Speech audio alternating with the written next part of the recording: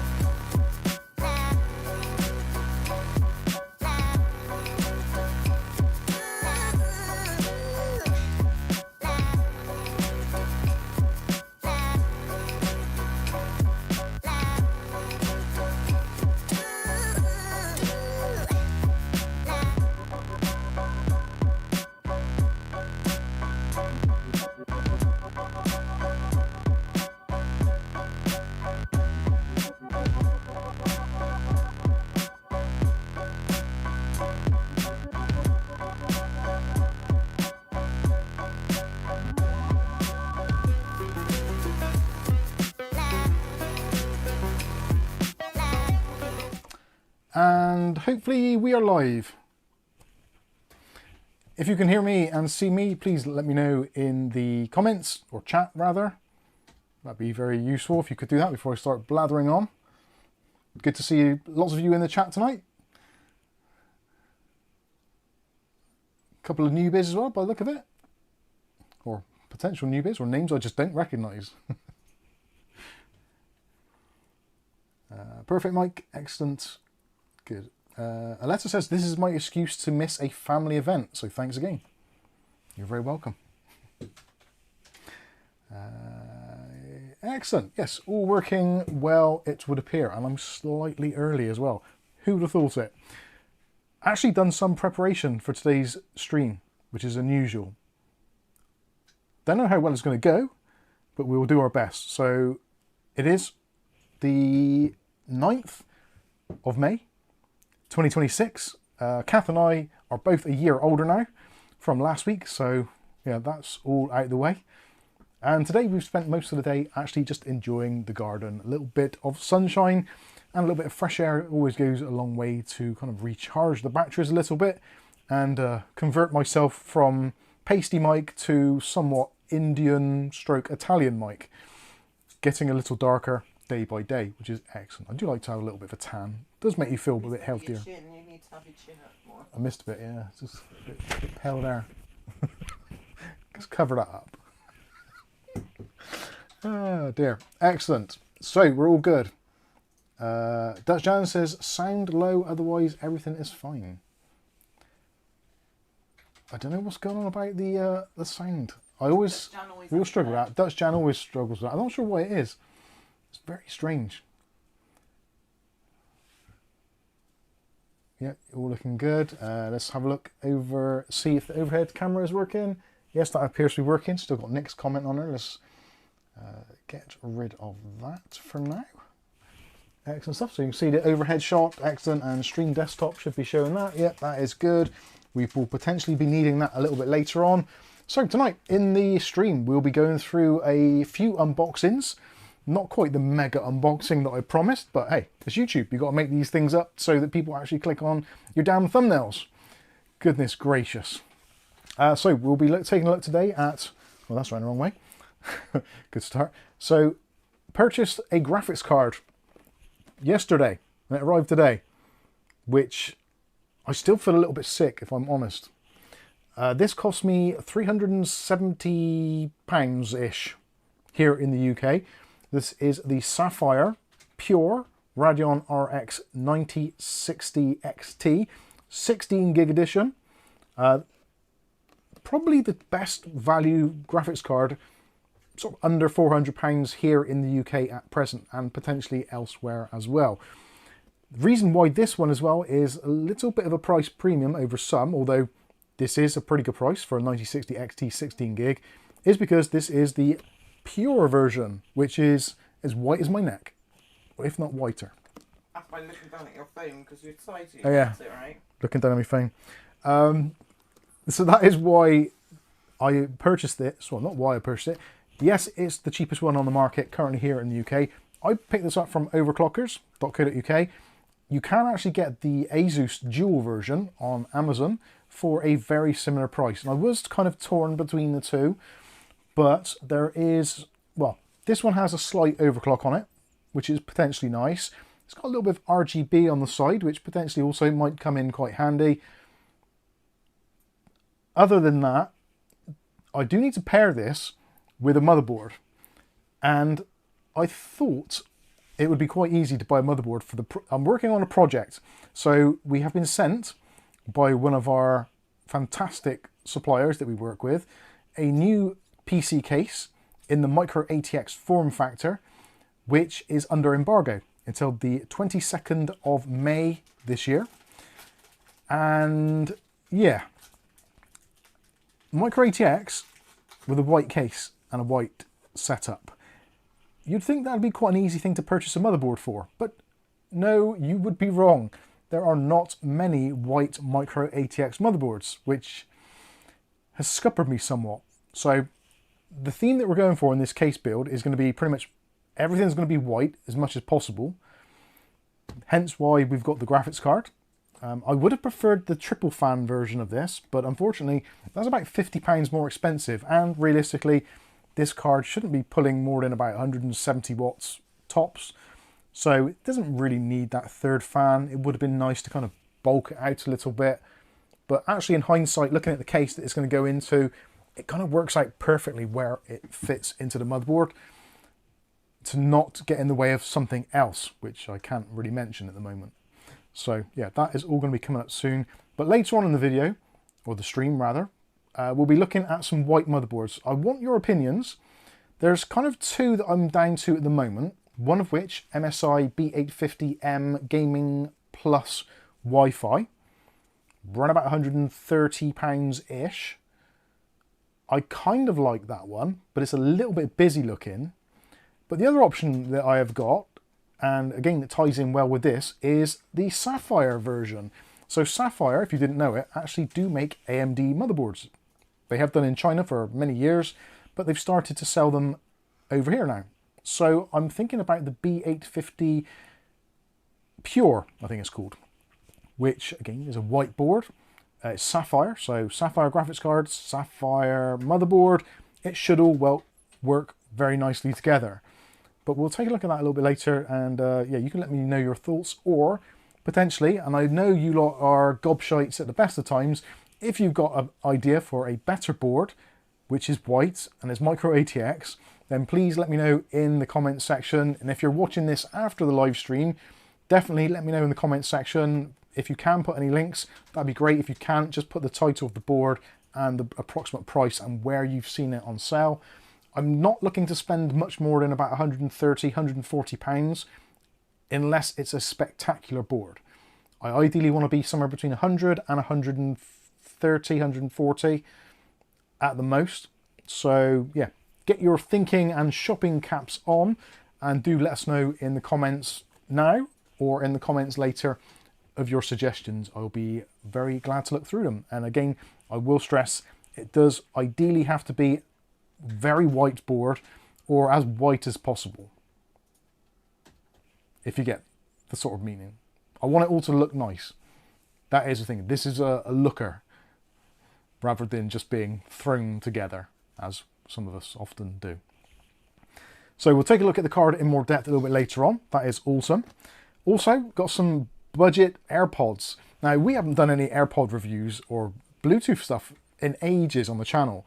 So a seller on Amazon actually reached out to us directly via email and said, Mike, I've seen you've done AirPod reviews and stuff in the past, and I'm trying to get into the market. Can I send you some for you to give an honest appraisal of? So I was like, yeah, okay. We haven't looked at them for a while. Summer's coming up. It's getting hotter, and it's quite nice if you can.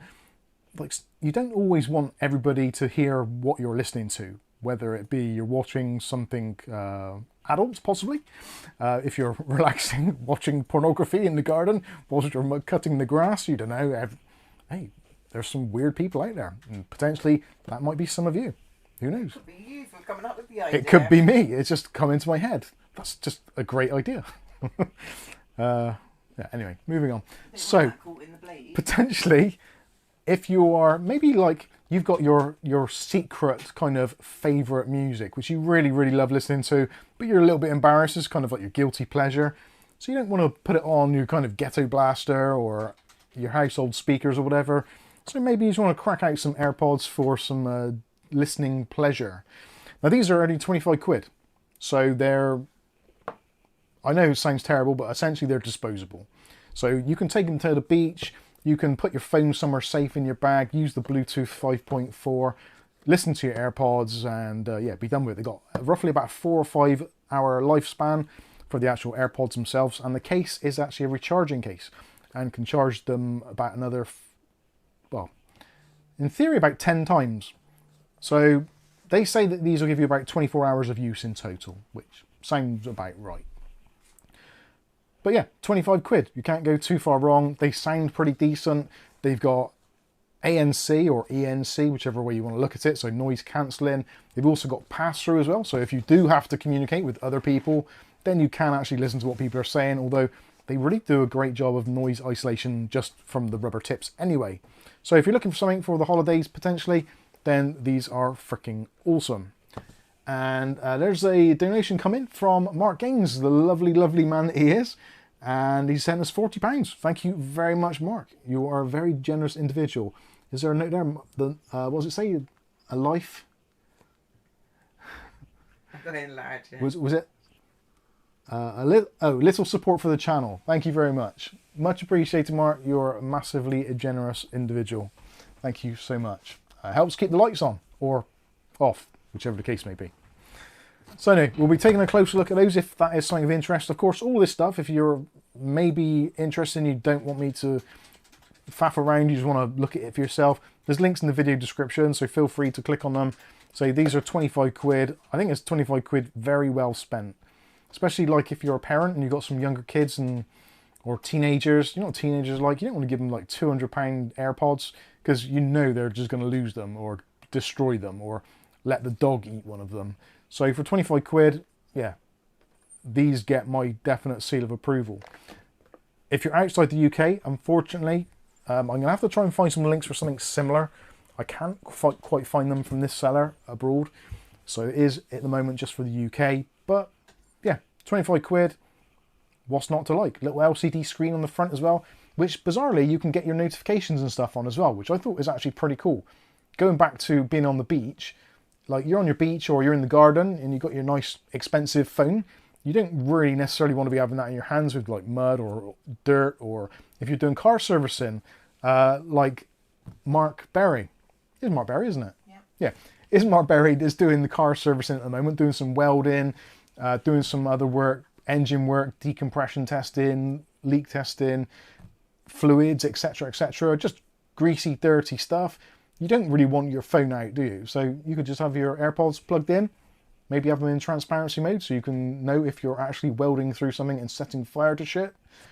Good stuff. And of course on the screen you can get your notifications, which actually is really good. I didn't think of it before, how cool that could actually be. Just getting your notifications on an LCD screen, so you can just leave your phone tucked away in its like protective bag or whatever.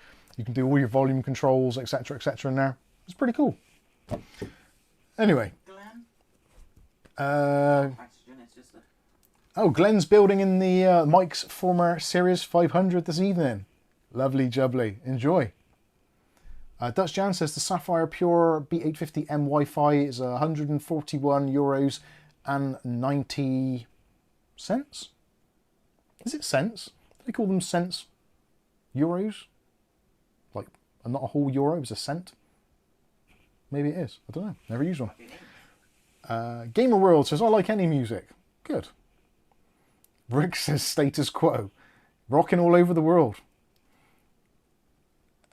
So David Under says AirPods. Nah, I just jack up my speakers to max. F the neighbours. Excellent. Mark Yang says I have those wireless Lian Li fans in my Project Zero build. Fantastic.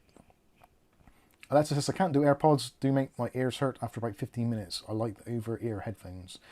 I am someone who's I am a little bit fussy when it comes to AirPods. Some of the early ones were goddamn awful. But these ones, which are more based on the AirPod Pros, they've got 3 sets of silicone tips. Anyway, we'll check those out later. They're very comfortable. I wore them for, I don't know, probably a good 2 to 3 hours straight. And yeah, no discomfort at all. Good stuff. Jason says, be back soon. Okay. What's that, Kath? Do you point to something then? Or, no, I said, check out the tips on him. David notices Slipknot for the win. Sky says, cent equals 100, so makes sense. Yeah, I know. There's Paul Lamont. How you doing, Paul Lamont?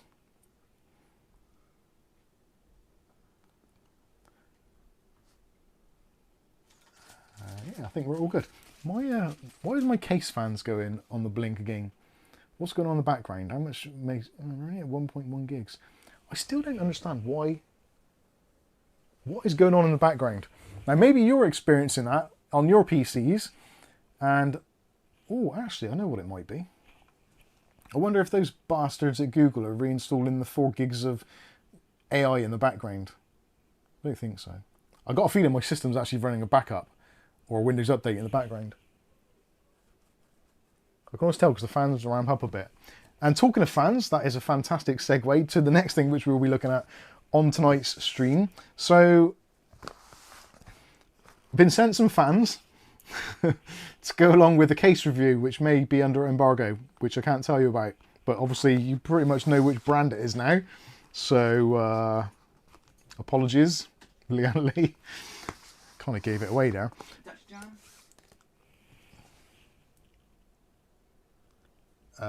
Dutch Jan says, question, isn't it strange the Sapphire Pure B850M Wi-Fi only has 2 times PCI Express 16X slots? Yes, I quite like the idea of that, because potentially I might end up converting that to be either my video editing PC or my streaming PC.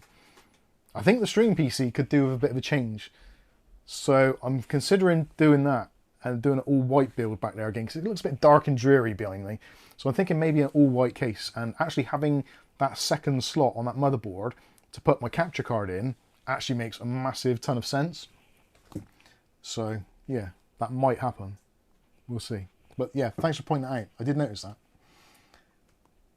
that. Sky says, those aren't the fans with the screens, are they? No. No, they are not. You can get the same fans, literally the same fans, but they've got an LCD screen in the middle. They're quite expensive. I quite like them, but I also don't, because I appreciate that, like, this setup isn't cheap, to be fair, but it is very high quality. And the wireless situation, hopefully later on in the stream, I'm going to demonstrate how these are wireless. because there is some kind of, not controversy, but there are some split opinions. Obviously, the fact that these are fans and they're RGB, you cannot have something completely wireless. But I can understand why they've named it wireless, because it essentially means that you don't have to have a PWM cable or an RGB cable going to your motherboard. That can be completely erased. It's irrelevant. And you can actually mount these fans in another PC or even in something else completely different. As long as it's got 12 volt power, you can still control these from another computer wirelessly, which is kind of mad. I've never seen that before in any computer device. Now, of course, you've got the real cheap versions like the Game Max hubs, which come with the remote controls, which you can connect fans up and do that sort of thing. So yeah, it's kind of along those lines, but those are very dumb controllers, whereas with the Lian Li system, you can individually tailor each fan's RGB, each fan's speed, etc, etc, etc. So yeah, a much higher quality ecosystem in general. And we've got a couple of different fans. So we've got the two normal fans, so normal fan direction. Then we've got two of the reverse fan blades, and then a 3-pack of reverse fan blades. So this PC that I'm building is obviously going to have 5 reverse blade fans and 2 exhausts, possibly, maybe. So that might give you an idea of potentially what it might be the case. What is a wireless fan? You find out. Wireless how? I think I just explained that, or at least I will explain it later.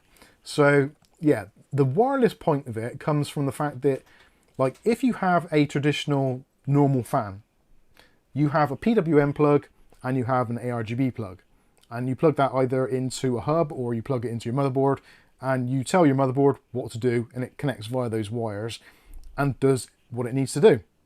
Now, obviously, if you are in a setup where you've got multiple fans, so maybe you've got, I don't know, 6, 9, 10 fans, maybe even more, when you've got sometimes 2 cables per fan, that's quite a lot of cables.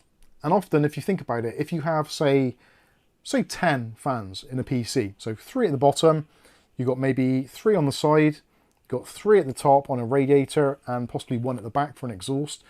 So that's 4 sets of fans. So even if you've got interlocking fans, those 4 kind of sets of fans will all have at least 2 cables coming off of them. 1 for the RGB and 1 for the PWM signal. So that's going to be 8 cables. Now with these, each set of fans, or each group of fans, only needs 1 physical cable, and that is power. Everything else is done wirelessly. So I can understand where the wireless name comes from, because the control of them, the manipulation of the speeds, the changing of the RGB, all that kind of stuff is done wirelessly. All you're doing is giving them power. So potentially it can save on a lot of wiring, make things very simplistic. So yes, we'll be taking a deeper dive into those later. What I plan to do, in order to show how wireless they actually are, I'm going to crack open my laptop and I'm going to actually install the software on my laptop, and I'm going to run these off a separate power supply, which isn't connected to the laptop at all. Just to show you the split, or potential split, or how easy it can be. Now, whether that's going to work or not, I don't know. Stick around to find out, and yeah, you'll see. Again, these aren't the cheapest things in the world, but if you do want that sort of flexibility, and the fact that now Lian Li have come out with a new version of the L-Connect 3 software, which actually incorporates a kind of version of OpenRGB as well, there's a way now you can kind of synchronize everything together. So your keyboards, your mice, your RAM, etc, etc. So I'm yet to do more exploring on that. It's very much in beta at the moment, but I do want to look at that, because I think that is something which a lot of people do like the Lian Li ecosystem, but there are some gaps in it, especially when it comes to things like RAM and external peripherals. So to be able to kind of close that gap a little bit is pretty cool. So anyway, we'll be taking a look at those a little bit later. So I'm going to move those out the way for now. and hopefully you're all having a fantastic Saturday. Before that. Before the stream started, at least anyway. Mr. Dildo says your coffee must be cold. Oh, it's going to be very cold. I made it just before we started the stream, actually, so it's not too bad. It's only 20 minutes old.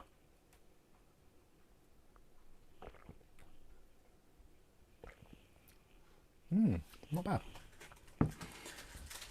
Rasher, I think, is in the chat, and I'm sure he said he's got these fans or similar fans with the LCDs on. Dutch Jan says, for the price of those fans, some people would buy an entire case, fans included. For the price of the fans, some people would buy an entire PC. They're not cheap. Darth82 says, you should do a competition giveaway. I probably should. For what?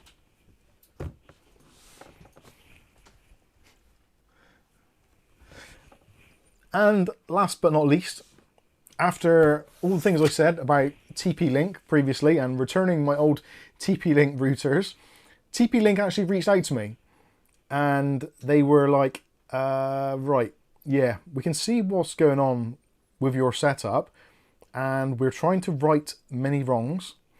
So what they've done is they've got a new router out, which I don't think is available in the UK yet, but it is available in the US, bizarrely. I know, America, routers, let's probably not go there. This is on the approved list. Well, it's not on the approved list, but it came out before the approved list was a thing. So you can still use it and buy it, etc. So this is the Archer BE600, or otherwise known as the BE9700. Now this has quite a few tricks up its sleeve. One of them being its Wi-Fi 7, which is preferable these days. Also, it has triple bands, so that is 123 bands. So 2.4 gigahertz, 5 gigahertz, and the new 6 gigahertz band. But the trick it has up its sleeve is, again, I think I mentioned this a little bit last week, about your investment. So when you buy a router, you kind of want it to have some longevity. And with this, they have seriously considered longevity. The incoming internet signal on this can receive up to 10 gigs, which is pretty nuts. I don't think I know anybody who's got a 10 gig broadband. If you have, let me know in the comments. I would appreciate knowing that. Most people, I think mainstream wise, like a gig is like pretty decent. 2 gigs, awesome. 512, yeah, great. 500 gig, whatever.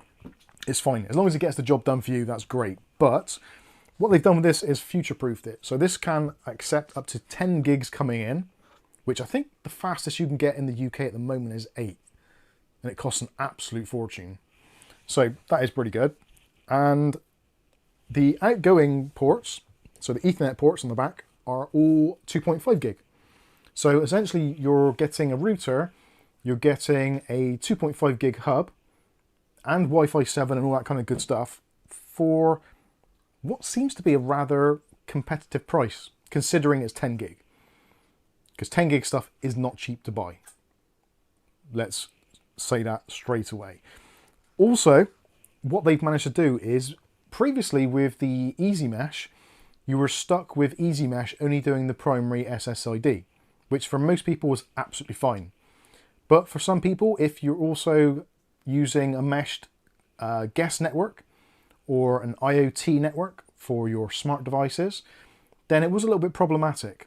Now there are many ways you can get around it by basically having these as access points rather than being meshed, but they understand where they kind of probably dropped the ball a little bit or fumbled it, and what they've done now with the latest firmwares on these, and it would seem all of the new models coming out, they are now supporting fully all the bands, all of the SSIDs can be easy meshed together. So they've increased the horsepower in the processor in this unit to be able to do all of that and also mesh it and manage all that data as well. So it's pretty cool. If your motherboard is only 5 gig, you need a new motherboard or a USB device.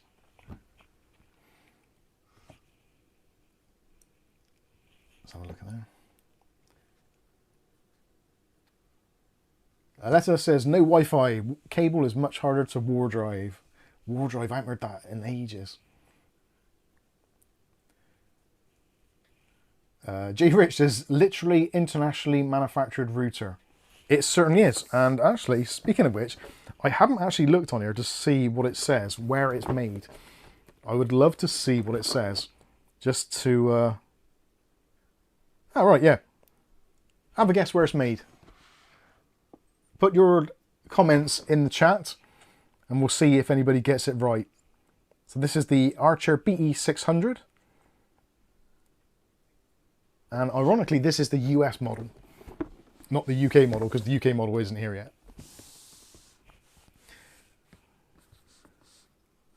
Got a couple of guesses in there. I can say one of them's definitely wrong. Now 2 of them are wrong. Poland, good. That's a good guess. I like that one. Glenn says the UK. No, that's never going to happen. When did the UK ever make anything good other than ARM processors? And we don't really make them, we just design them. Thailand, good guess there. You're in the right ballpark.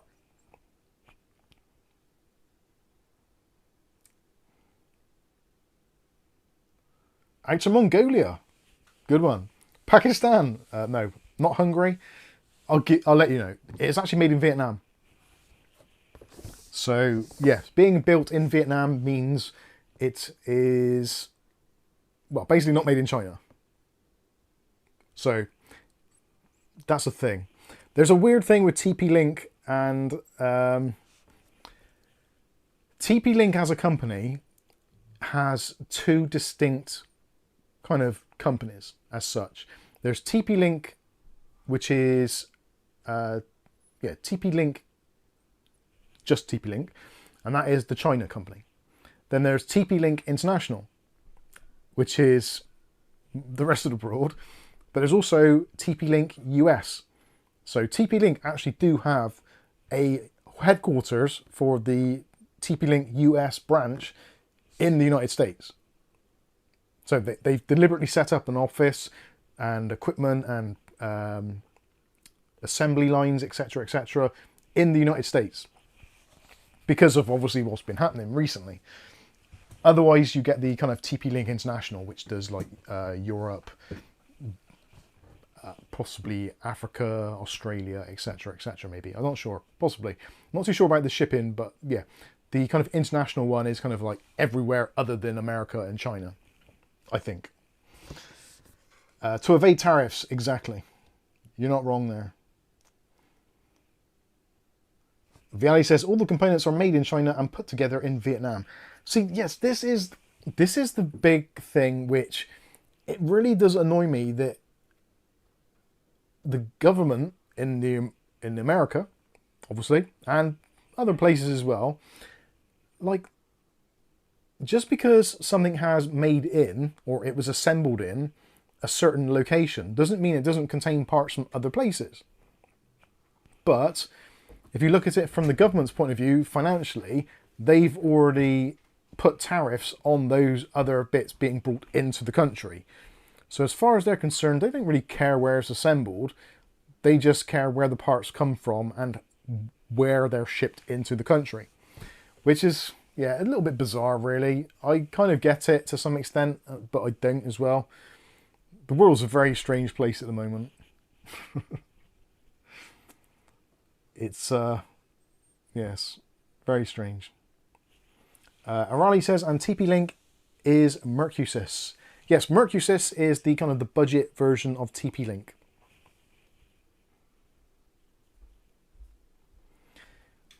Crypto says, I think Netgear is the only company allowed to import their routers to the US. Yes, Netgear have lobbied the government extremely hard and spent lots and lots of money to get their kind of favoured position. And I'm trying to think, I used to know this off the top of my head, but Netgear is like a subsidiary of Cisco, I think. Or was it? There's a couple of companies, like some of the high-end networking companies, they always have like a subsidiary brand. And I'm pretty sure that Netgear is like the cheap version of Cisco or some other like high-end stuff. I'm sure David Under will know. He's pretty good at all that stuff.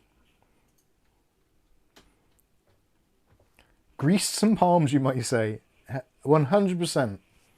The world is all about greasing palms. From your own individual things right the way up to the top levels of government. It's just the way the world works. The world works on money. If you grease palms, things get done. Or at least get done the way you want them, in theory.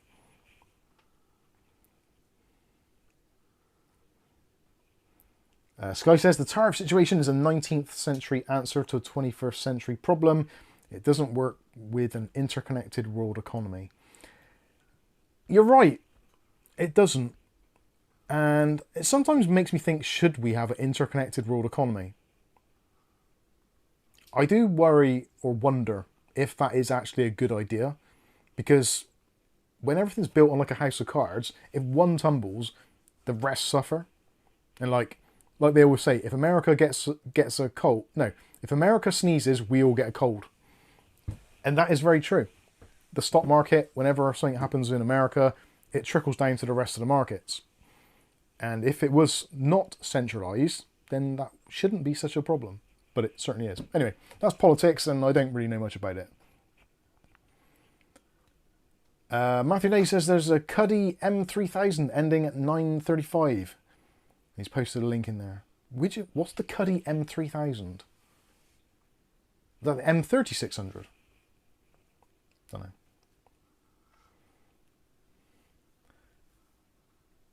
know. Dutch Jan says Netgear is an independent American network company founded in 1996. So which one am I thinking of then? Which one is... There's one of the brands, I'm sure, like Cisco or something like that, has got like another company which does their kind of cheaper stuff. I always thought it was Netgear and Cisco that they were, even though like Netgear is a separate company, I thought they had something to do with it. Or maybe another one. Maybe it's like D-Link and someone else. I don't know.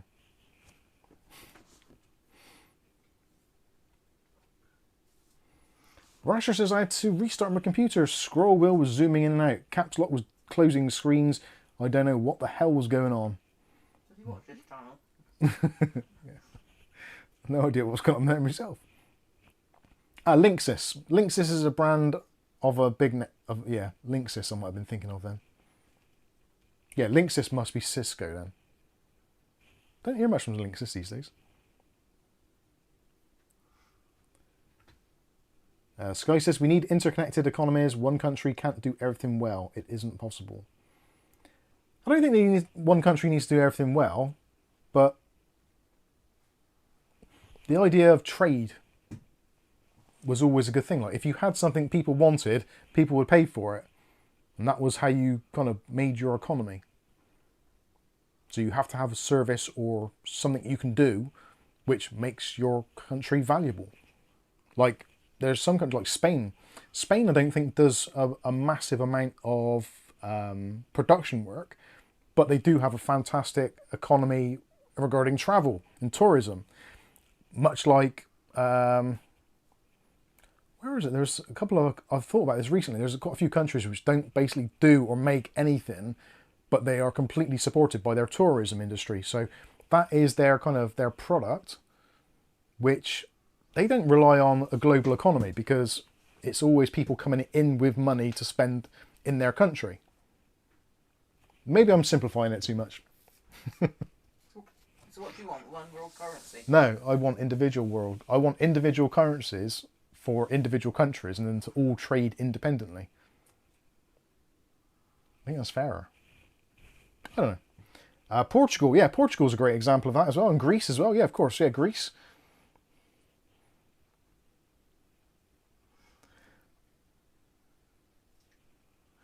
I was going to say oranges and olive oils and stuff. Yeah, yeah, Spain makes oils and orange juice. Yay, let's get everyone going. Greg says, Cisco is not a company to rely on for maintaining security. I know. That's it. For those of you security is something which I do kind of have quite a consideration for whenever I'm doing anything online or looking at components, computers, AirPods, whatever it is. I always think about the security aspects of it, especially if I'm making any recommendations, because the last thing I want is for someone to do something which I told them to do and then there's a security implication. If it's something which I could not have foreseen, I get it. But if there's something which is kind of like almost obvious, it really bothers me. And I'm trying to think where I was going with that comment or that thought now. Security. Oh yeah. So I know a lot of people recently have been absolutely screaming from the rooftops, especially due to Windows 11's kind of downhill plummet with AI, that everyone's been like, oh yeah, go Linux. Linux is the way. Linux is secure. And now that there's a little bit of a kind of a glimmer of people using Linux to some extent, there's been loads and loads of vulnerabilities found now, which are being exploited quite heavily. And because there's a lot of people out there, now this is the exact same thing which happened with Apple many years ago. So back in the days around about the XP era, so 2001-ish, 2002, that kind of time, everybody was like, Windows was getting hammered with security stuff.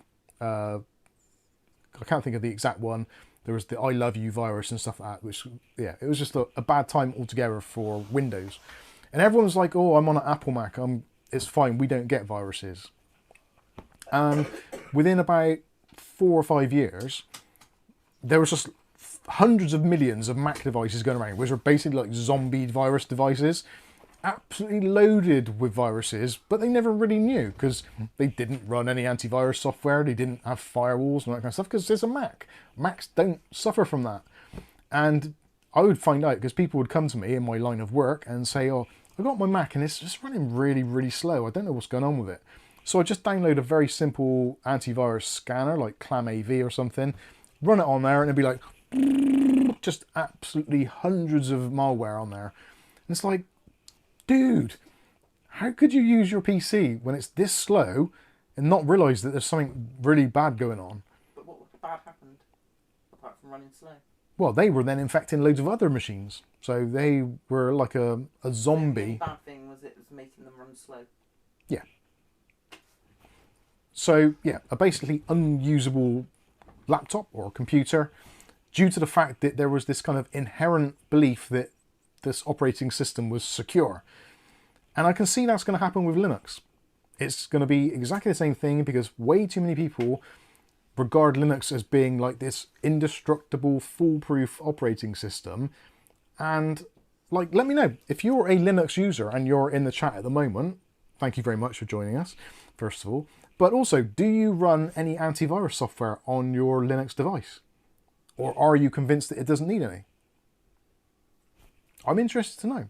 Because I think that regardless of what computing device you use, whether you use an Android phone, Apple phone, a Mac computer, a PC, a Linux distribution, surely it makes sense, like just as a precaution, to have some form of antivirus or firewall software even, or preferably both.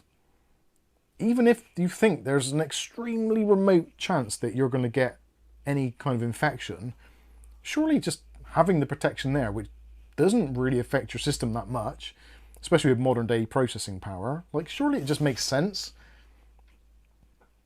Like even in modern times, like cars have seatbelts. Now there's a really strong likelihood that you're not going to have an accident in your car on your daily journey. But you wear your seatbelt just in case. You only wear it because the keeps bleeping. I wear it because it bleeps otherwise, yeah. And also things like home insurance, like the chance of your home being destroyed is pretty minimal in most places, unless you live in like Tornado Alley or something. Or oil. Yeah, or you're living somewhere where there's oil underneath the ground and they want to destroy your house. Or you live in with a blue roof somewhere. No, the blue roof's okay. If you're someone who pays for house insurance, which a lot of us do, like house and contents insurance, you pay it because, yeah, there's a very, very, very small chance that you're going to need that insurance, but you have it anyway, but you just in case. Have it to start with because they won't give you a mortgage unless you have it, and then people just carry on with it. I know. But what I'm trying to say is, regardless of what you think, you should always have, like, in the back of your mind, some form of protection or backup for whatever it is you're doing. It just makes sense.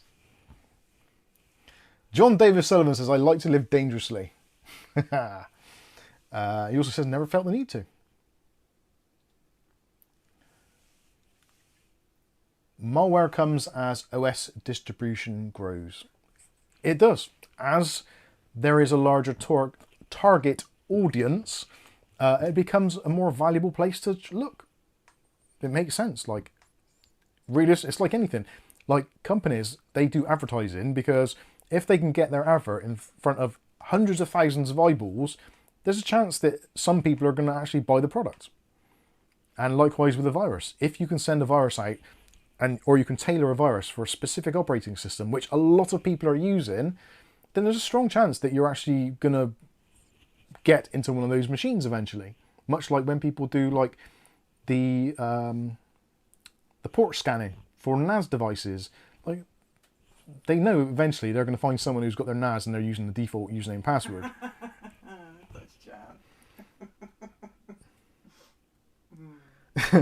Dutch Jan, it says, I like living dangerously. Just last week I talked back to my wife.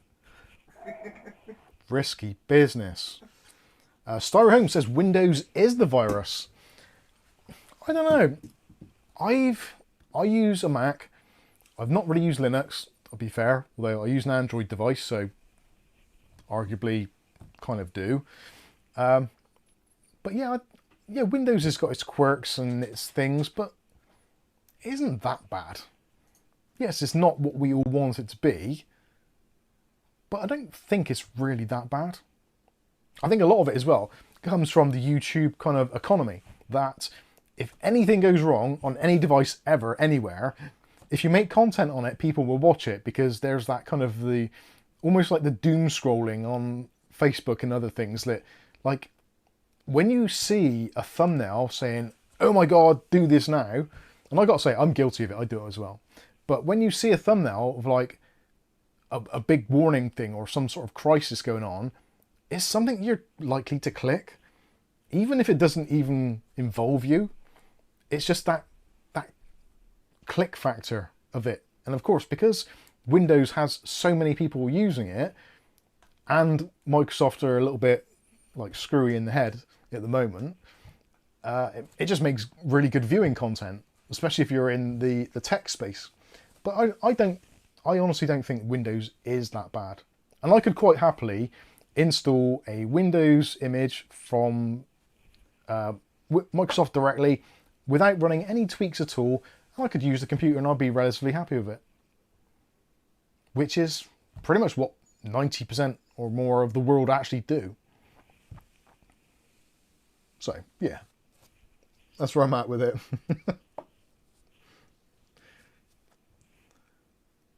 David says, I used to call my ex-wife some terrible names, only not when she was in the home. Fair enough. Rasher says, I lost most of my family pictures to ransomware during an upgrade from Windows 10 to Windows 11. Had no backups. It was devastating. It's one of those things that you don't do twice. Trying to get rid of OneDrive. Yeah. It's Still haven't got rid of it. It's got my photos back. It's not a good time, is it? Right, where should we start? Let me know where do you want to start. Should we have a look at the graphics card first? Someone beat me. Oh, another bargain for the eBay bargain spot. There's a Radeon RX 6000, very, very cheap. Head over to the Discord and you can see it on there. The link is there. I technically want that myself, but I can't, so there's the link for the Discord on the screen there. So if you want to check it out, you're more than welcome to do so. Let's have a look on the graphics card, shall we? Why not? I was in two minds about this. It actually did make me feel a bit physically sick. I spent £370 or whatever it was. This actually came from Overclockers UK, and there's a free delivery thing called, there's a code PCPP Del Free or something. it's on their website, it's plastered all over the place. So they basically do free delivery. Now there's a little bit of a scam going on, I think, actually. Before we get into this, I think there's a little bit of a scam going on, and Kath noticed this as well from a lot of companies these days. So overclockers, God bless them, and all those that sail in them. Got some jelly beans. Yeah, jelly beans. They offered various different tracking or services. Oh, that's a little bag. They're quite heavy, quite filled. Jelly beans. Careful, they're open. Ooh, they are. Let's have a couple. Those are mini ones, aren't they? Oh. Oh. Sorry, headphone I probably couldn't have done that or on stream. I admit. That feels stuck in your teeth now. I'll be off my tits and sugar in a minute.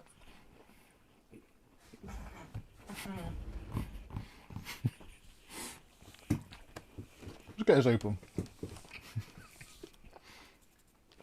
Those are really, really good. Get some more. No.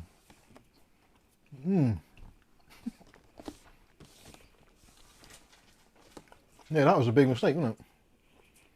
Oh, chewy.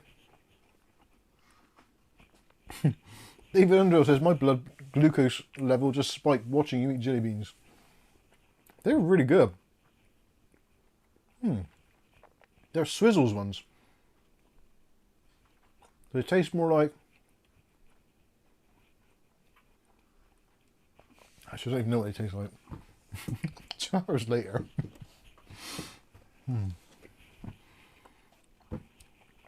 Oh, God. There's Dave Aitken. How you doing, Dave?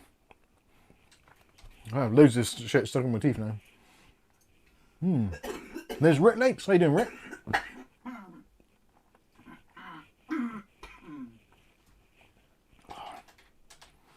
Ooh.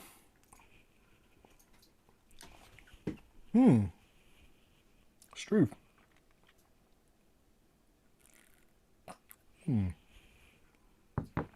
That's just what I need, a sugary drink to wash down that sugar. Wow. Okay. Onward and upward. So, the scam, which I feel is something which is going on quite a lot these days. Well, you can see it as fortunate if you're kind of a glass half full kind of person, but if you're a glass half empty sort of person, then it probably annoys you. So, overclockers and many other places, various different types of shipping. So you get, if you use the discount code, you get free shipping, which is normally like 1 to 3 business days. Sometimes 3 to 5, depending where you live. But then there's other options. So I ordered this yesterday, around about lunchtime-ish, so like 1, 2 o'clock type thing. And I thought it'd be quite nice to get it for the stream.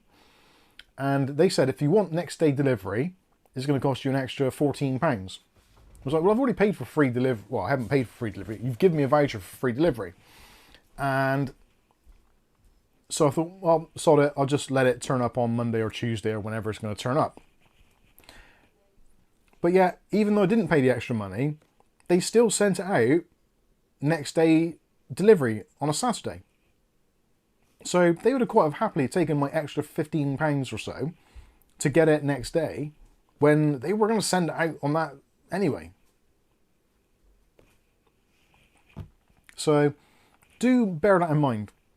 A lot of companies now, if you can, or there is a shipping charge, then just think about it. Think, do I really need it the next day? Because you might get it the next day anyway, without having to pay the extra, which in case it makes it a cheaper purchase overall. And any saving is a good saving, in my opinion. So there you go. Bear that in mind. I've got loads of stuff stuck on my teeth now.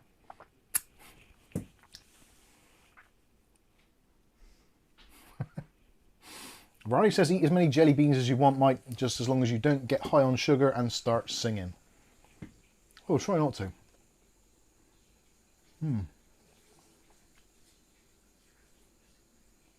Just reading through the chat there. Ratchet says, I'm not gay, but my boyfriend is. He would have to be. Logan says, maybe they did you a favour. I don't know. I don't think so. It's happened a couple of times now where I've ordered something, especially like on a Friday or that sort of thing, and yeah, it's not worked out well. You alright, Kath? Yeah, I've choked on the jelly bean skins. What, did it go down your nose? No. She choked on the jelly beans. I nearly did. On the skin bit. The skin? plasticky, the sugary shell. Went down the wrong way. Bless. We nearly lost her. Man down. Medic. Viali says, if I do free shipping from OC UK, it takes 5 to 7 days. Yeah, it's weird. The again, if you use the PCPP free Dell code, which is on their site as well, you can often get a deal. Anyway, let's look at this thing. So it is the Sapphire Pure, so that means it's the white version, which normally carries a bit of premium, but this is actually cheaper than the non-pure one, if that makes sense. It's got a slight overclock. Obviously, with most things these days, pretty much all graphics cards on the market now will boost to whatever their internal algorithm will let them do. So regardless of what the base clocks are actually set to or the overclocks are set to, realistically, until you actually get it in your system and plug some power into it and run it, you never really know exactly what you're going to get. So don't spend extra money getting an OC version, because quite often the OC is maybe only a couple of, well, tens of megahertz rather than being like a substantial jump. I'm not too sure the exact speed on this one in terms of the overclock, but again, it's one of those things which I would strongly suggest just kind of put it to the back of your mind. It isn't important, because with some small tweaks, you can probably get it to be faster than yeah, you can get a non-OC version to be faster than the OC one with some small tweaks anyway. It is the preferable 16 gig version. Now, there is a lot of people that argue that say that the 9060 XT doesn't really need 16 gigs of RAM because it isn't really powerful enough. Now, I would say to that, bullshit, first of all, because some of the people that are saying that, they're not looking at games that are coming out. They're looking at games which are existing on the market at the moment. Now, at the moment, there's a pretty kind of normal thing that most developers will aim towards around about 8 gigs of RAM, because that was what the mainstream was. But modern games are now heading towards 16, well, 10, 12 or 16 gigabytes. That's kind of their comfortable zone. And also, it makes it more enjoyable for the viewer, visual-wise, because they can put larger textures in. And also, from a slightly pessimistic view, it means that game creators don't have to do so much hard work compressing textures, because there's more video RAM to use on systems. So yeah, whichever way you think about it. So yeah, 9060 XT, 16 gigs, pure version. I don't think there's anything really. Key features, supports the RDNA 4 architecture. Nice. 32 compute units, 3rd generation ray tracing, and 2nd generation AI accelerators. Essentially, it just means that ray tracing is catching up to NVIDIA. It's not as good as, but it's closing the gap. The previous version, the 7000 series, ray tracing pretty much sucked, and the 6000 series was, yeah, just don't. Just really just don't. It's not great. The thing is, ray tracing is bullshit anyway, I think, personally.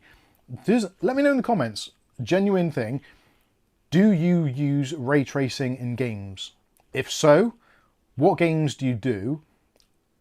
And also let me know in the chat if you can't tell the difference between ray traced and non-ray traced without someone showing you side by side.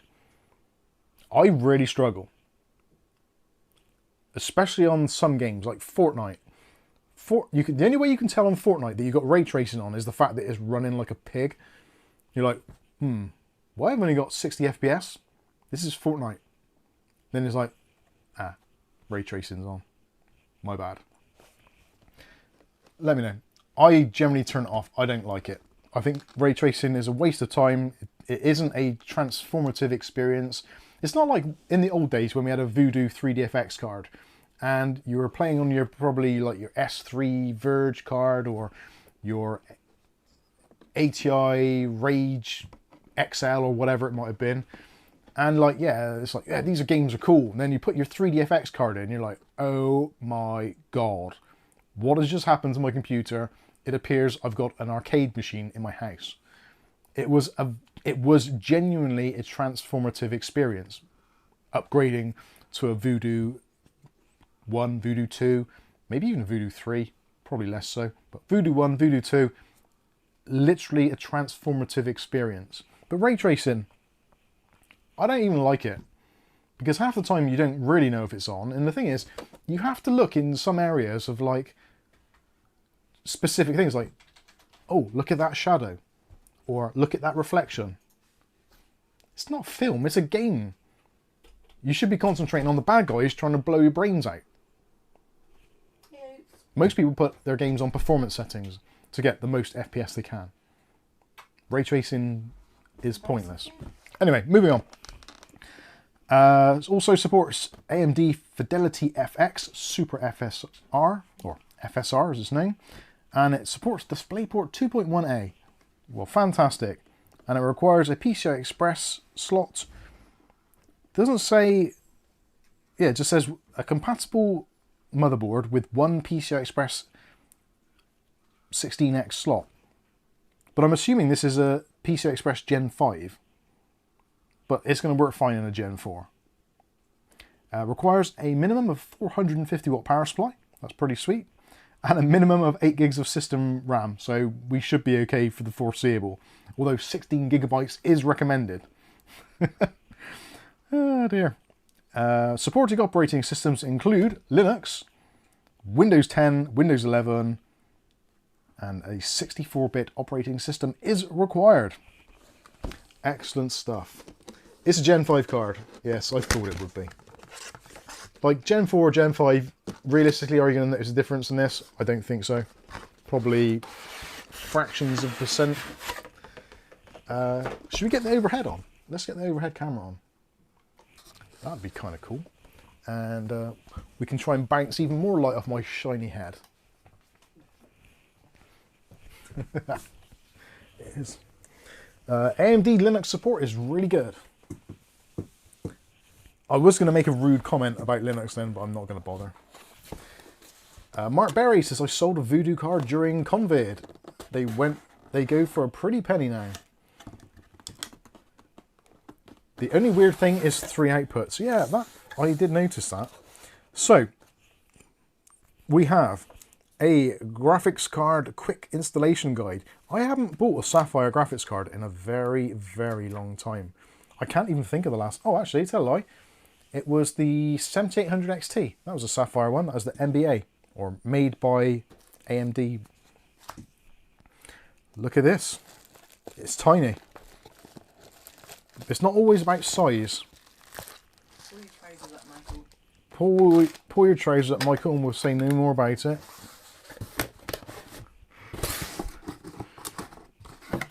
Right, so unlike graphics cards of yesteryear, there is actually an accessory.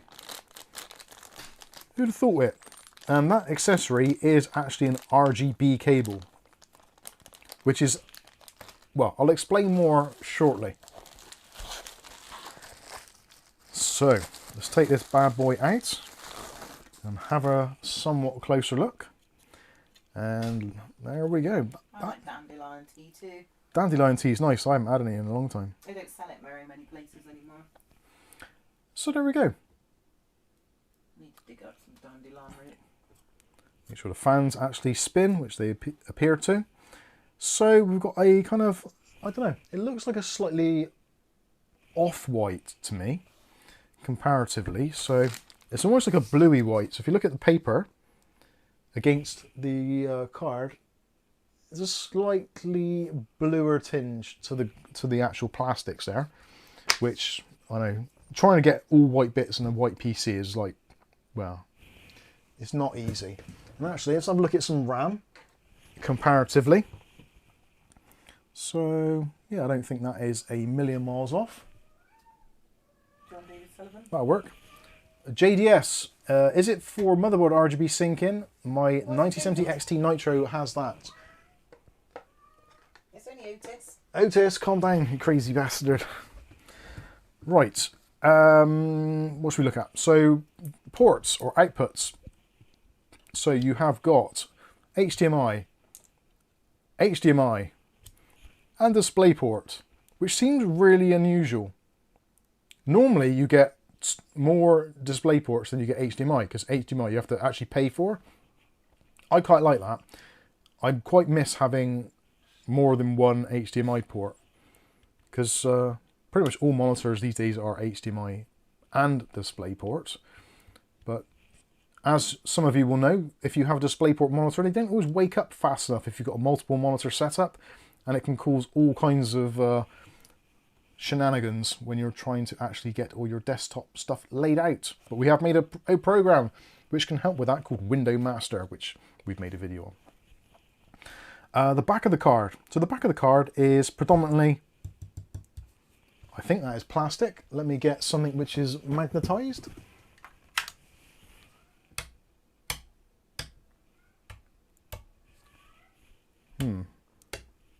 Yeah, there's not a lot of...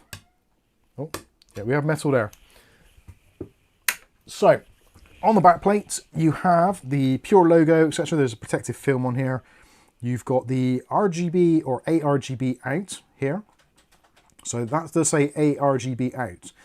Now, I've had it under reasonably good authority that the RGB out can also be an RGB in as well. But I'm not 100%. So if anybody can actually tell me for sure that it will actually take an RGB input, I would be very pleased to know. And in fact, I'm trying to think of what I've actually got here, which I could power to demonstrate that or not. It's a plastic backplate. It could be aluminium, or is it truly a plastic backplate? It feels plastic. Actually, oh no, it is metal. I took a little bite and it is metal. I wonder if it's because it's got a plastic coating on it. Aluminium's not magnetic, by the way. I know, because it's non-ferrous. Nor is copper. Yeah, actually, no, that is metal. Surprisingly, I thought it was going to be plastic. It's because it's got this plastic coating on it, so actually, let's peel that off. We don't need that, do we? I've still got plastic coating on the fridge doors. So, yeah, it actually looks quite nice.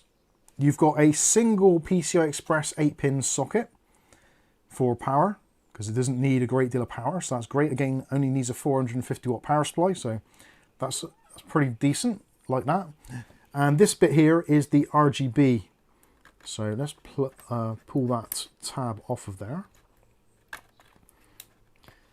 Oh, for God's sakes. Bloody cack-handed left-handers. Nothing's been biting your nails. That's me, of course. Oh, there's lots of protective plastics on here. Clearly I'm keeping this. Well, at least until I blow it up in a minute. It doesn't Mr. Ventura and take a bite of the graphics card to check if it is a metal backplate. Hey, it works. My teeth are tuned for metal. A what? My teeth are tuned for metal. When I used to strip wires. There's lots of plastic on here. Yeah, I think it's quite a nice looking card from the back side. It's a little bit enclosed. Kind of looks like that might come out, but I don't think it does. Also, as well, I'm under the impression, I could again, I've been wrong before, so it might happen again. But Don't admit that's me. someone has actually said that these cards actually come pre-installed with PTM 7950 thermal compound on them, rather than just being that cheap crap that they use on like gigabyte cards generally. So yeah, that's quite nice. It's quite a nice looking card. Is there anything? Yeah, there's little plasticky bits on there. Let's take those off now. They're not metal. We're just doing all the peels. I think you should buy everything now, just in case. Yeah, that's a nice looking card. It's actually the same size, really, as my 7800 XT. And weirdly, for similar sort of money. Oh, those stickers aren't on straight, are they? Mike, use PTM. David says, Mike, use PTM thermal pads. They use, what, they do use them, or they have used them. Someone's pinging me. Who's pinging me? Another budget. Hey, Dave, what's the matter? Come on then. Come up here. Come on. Come on. Stop messing around, Dave. Shh. Do you want to go in the box? Do you want to go under the stairs? Anyway. Touchdown says, yes, the ARGB connection on the Sapphire Pure Radeon features a 3-pin ARGB key, allowing you to connect the card directly to a... Okay. So maybe we should try that. So I'm going to put the main camera so you can say hello to Dave. Say hello, Dave. Otis is at it now. Dave, say hello. Otis wants you to go out. You're so rude. Dave, say hello. To be rude. Say hello to the people. Say hello. You wouldn't say hello, Otis, would you? Come and say hello to Dave. Otis can come out now. There he goes. Is he there? Bit shady. Come on, Oath. He's got a lisp, that cat. At least we pretend he has. You've got a lisp, and Dave has. Dave's got a little bit of lisp. You've got a lisp, haven't you, Dave? Greg says there's a lot of fake PTM pads out there. Sure, I'm sure there is, yeah.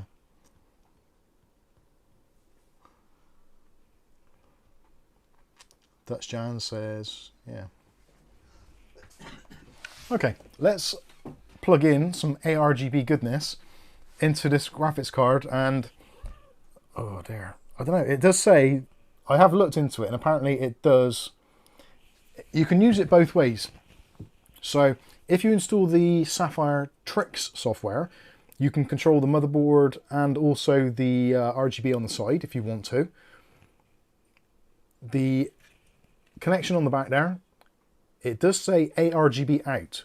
So basically through the RX software, you can then have this as an output and then connect this to other system things like, I don't know, a RGB strip or more fans, etc. Or perhaps into a hub. But I'm sure the ARGB, due to the way that it works, is a bi-directional thing. And it just goes on whichever signal is strongest or active, I think. Aletta says, RGB goodness, what an oxymoron. Hey. So I don't know, should we connect this up to RGB and see what happens? Or not? I'm of the opinion it's going to work. Boring, Dave. Sorry, Dave. Question, does it have an ARGB controller then? Well, apparently it does. It does apparently, because that is why it says on there ARGB out, and it does mention specifically on their website to install the Sapphire RX software to control the lighting. So, should we hook it up and see? See, free speech is dead. Has 15 cats. You moron. Why would you have 15 cats? That's just stupid. 12 outside, 3 inside. I haven't seen a mouse alive in 5 years. I doubt if you've seen your wallet, have you? That's an expensive setup. Right, let's get some RGB cables on the go. Because not that I don't trust this, I just, yeah, I don't trust it really. Okay, as long as if it all goes wrong, we don't know you in the GPU. If it all goes wrong, I'll just take out the RGB strip. I'm actually banking on it not working.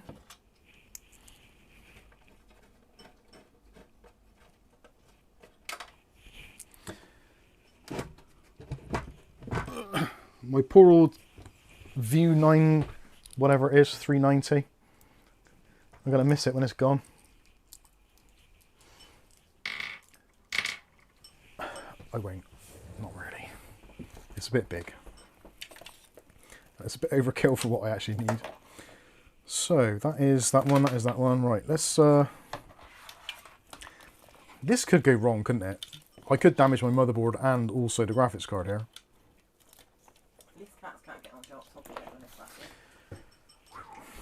Right. Just saying. Hey, KP. Yeah, it's true. Why is that a female in there? I'm sure I've said hello already. Yeah. I need a coupling device. I nearly said something really inappropriate then, but I'm not going to. Too much sugar. Was it about me? No. Bizarrely. Oh, you didn't want to live Oh, damn it. I thought I had some ARGB couplers, but I haven't. I've only got the bloody... I got the... Yeah, I've got male to male. I want female to female, but I don't know if they actually exist. So, how am I going to do this? Is that going to be long enough to go to there? Oh. Yeah, this is actually going to be really hard to do, isn't it? Ah! They've input what's on this cable. Yes! Their cable is female to female. Fun dabby doozy, as they say in the trade.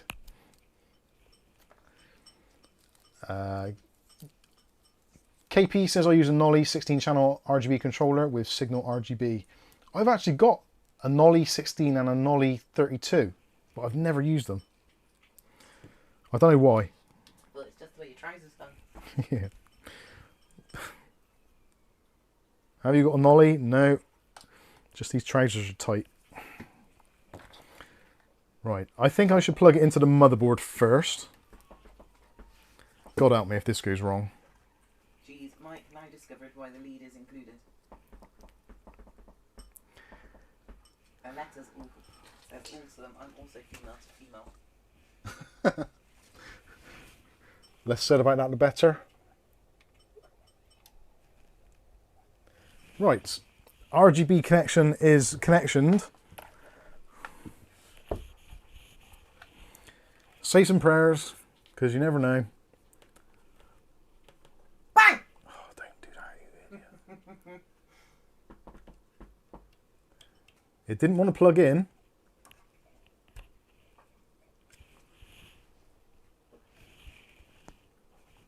Hello, McFly.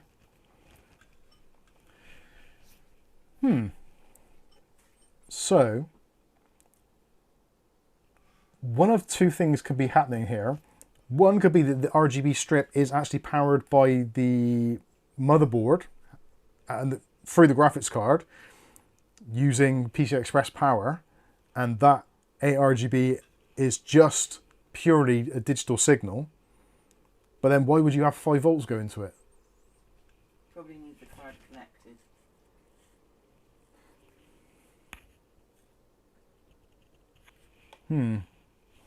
Needs a ground connection because the lead doesn't have one.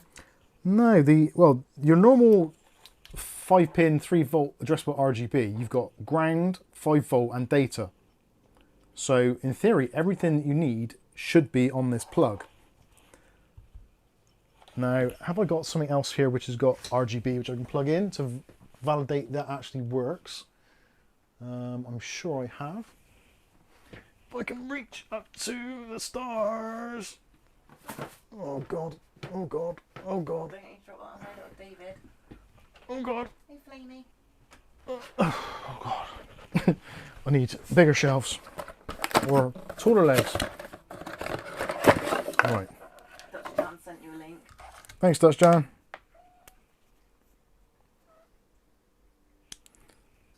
Huh. Now that's interesting. Ooh. Alright. What was it, David? Why is that only doing that? That doesn't seem totally right.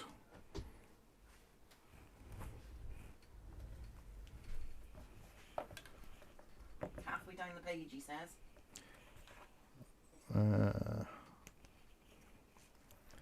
Hang on a minute. Let's work out why this isn't working or why there's a lack of RGB. Well, now I've got nothing.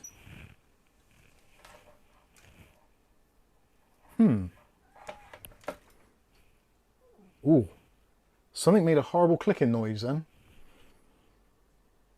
Bang! Oh, for God's sake, don't do that. I didn't do it good enough, they said before. Oh, it's that. Oh, I think I may have broken it. Let's go to MSI Center. Sometimes you have to just refresh the controller, but that should just work. Oh, don't update. Do it later. I think I might have just damaged the RGB header, which is not great. That is connected to the right one, isn't it? Quit while you're ahead. Let's take that cable out of there. I don't think I'm actually ahead though. I think if anything I'm the opposite.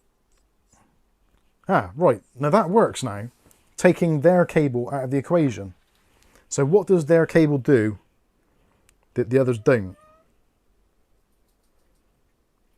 Who's crying about what, David? So there's something about this cable that it doesn't like. Something about Mary? Or the cable's too long. But that shouldn't be the case. Quit while you're behind. Yeah, that's better.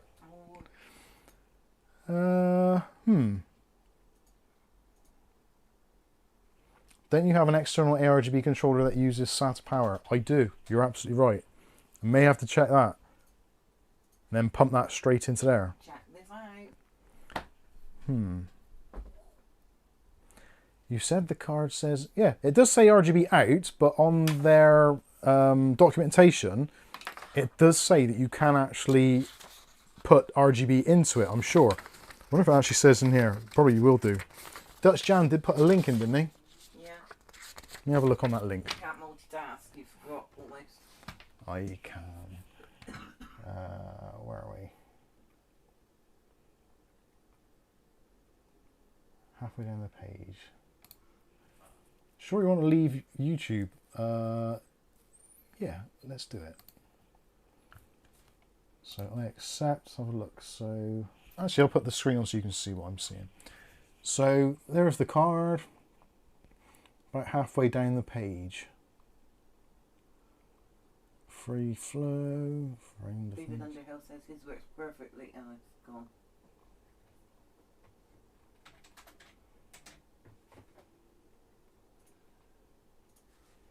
You need trick software. Right, so that, yeah, that's what I mean. So I don't want to use a strict software. So external ARGB control sync. Is Brady Bill Wild Bill? Yeah, I think so.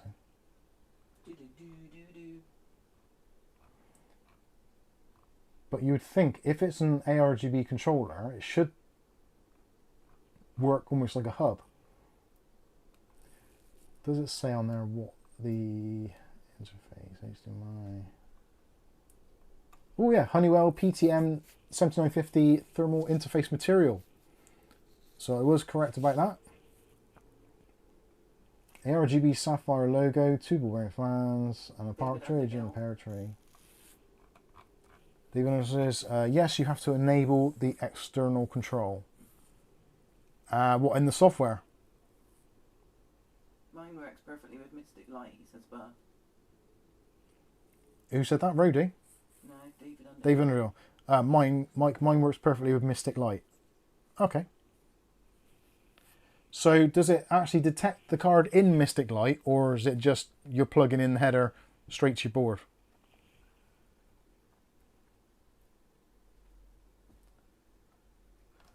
Okay.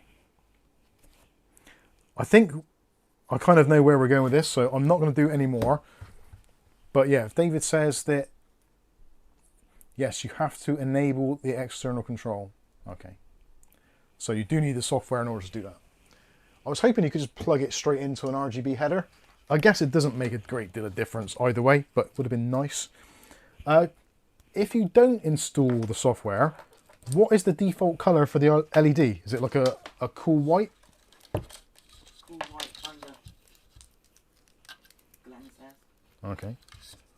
So yeah, if it just shows like a cool white color without any software or anything connected, that might actually be fine.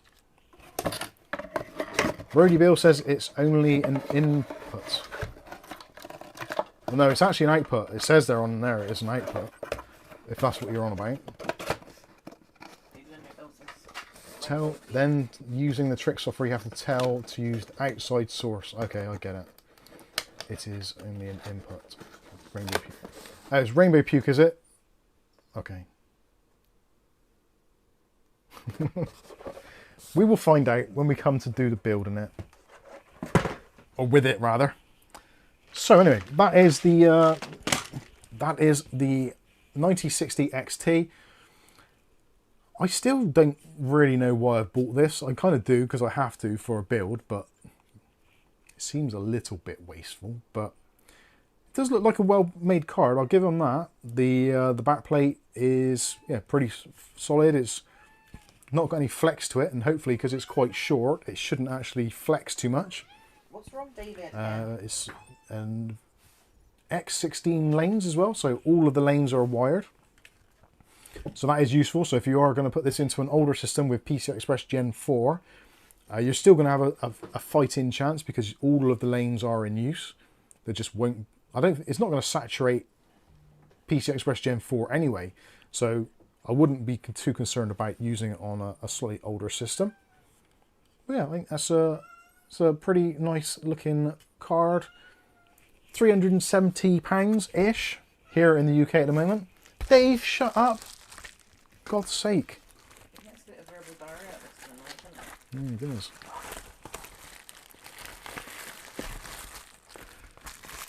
Gally says no RGB on my GPU. All my GPUs have RGB. Mine doesn't. Cass doesn't. Well, Cass does, but she can't see it. Yours has got white RGB, I think.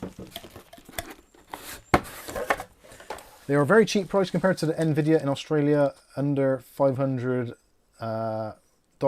where Nvidia 5060 Ti is $800.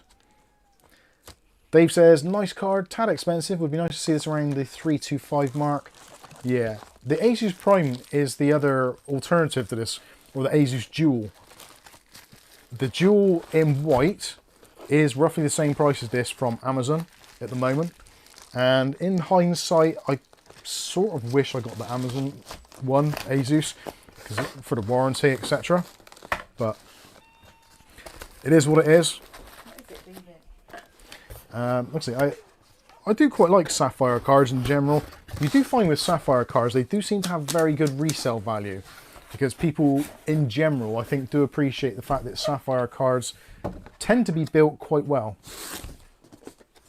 and often perform like decent for the money.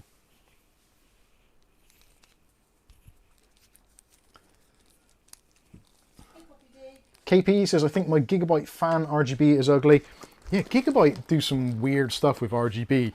They have that kind of really weird, trippy, almost like psychedelic RGB, which only lights up like part of it.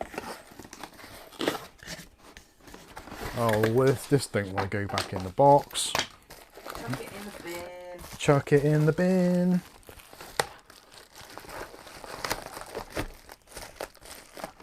That might be better. Sapphire don't make good packaging. Let's stick that in by there, as they say in Wales. Stick it in over by there. There we go.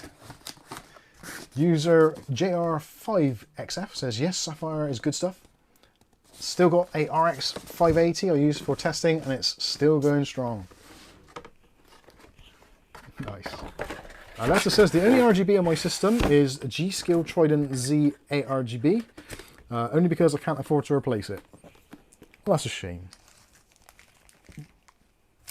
I do embrace the RGB.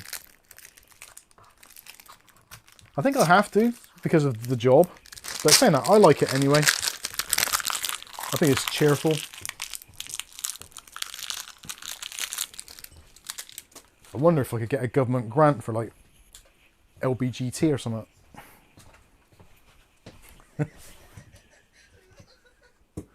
That funny?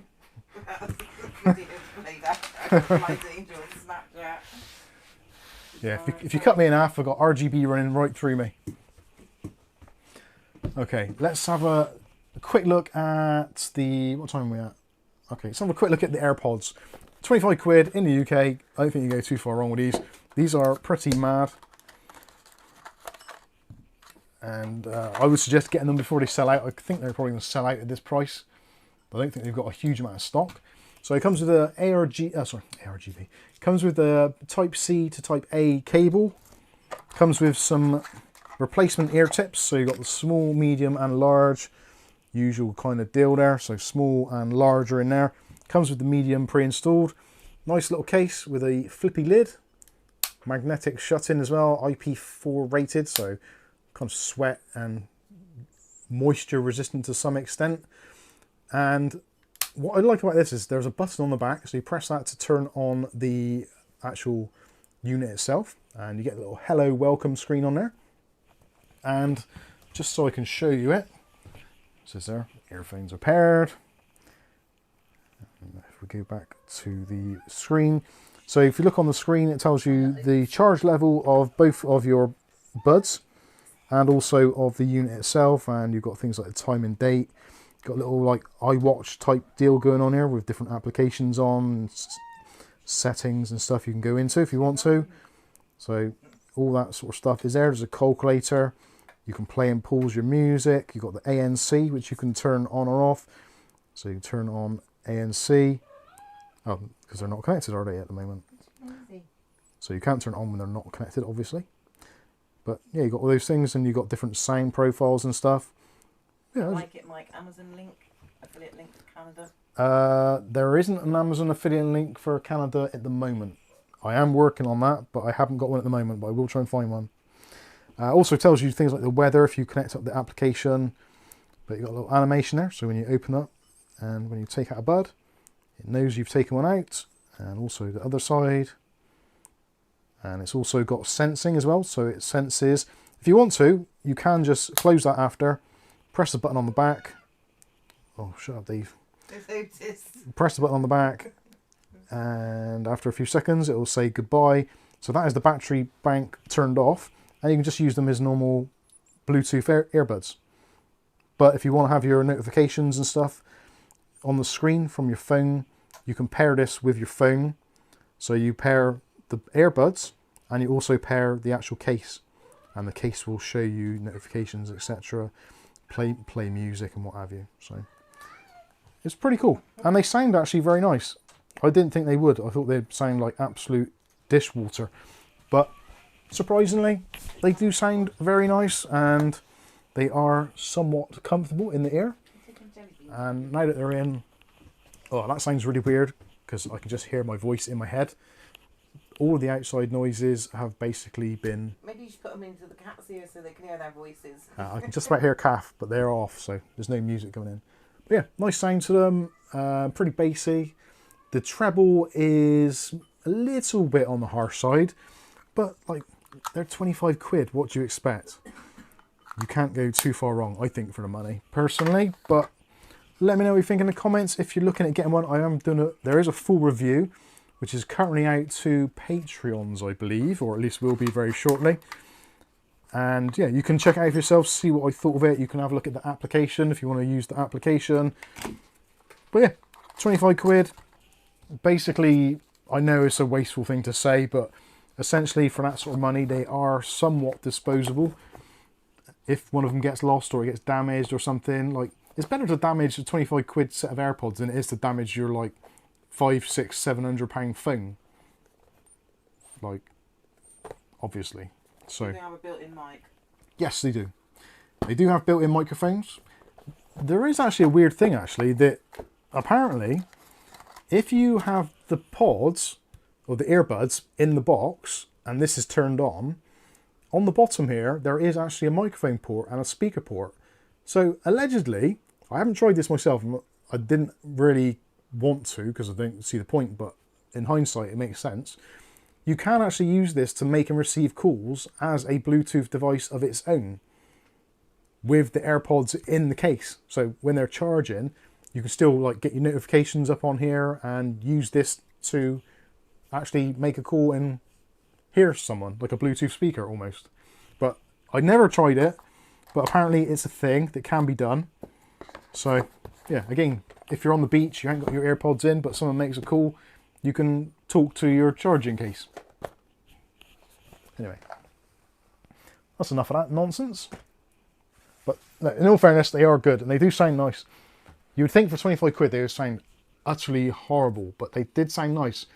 And they're using Bluetooth 5.4 as well, so the Bluetooth range and the actual quality is excellent. I was leaving my phone over by my computer over there, and of course there's like loads and loads of RF interference in here from Wi-Fi, Bluetooth, camera lights, everything. And I was making a drink in the kitchen and it was absolutely flawless. No problems at all. And that's a good 5-6 meters away, direct line of sight. But reality, it's having to go through like loads of walls and stuff. So yeah, I was pretty pleased. Right, let's close the window there. And as a bonus, you could use it for that, but don't say it out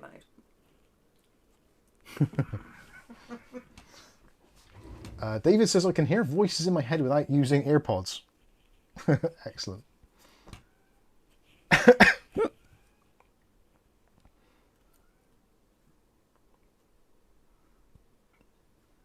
Sky says what model? If you do a search for A9 Pro, they should come up. The actual model number is HZ-TW032.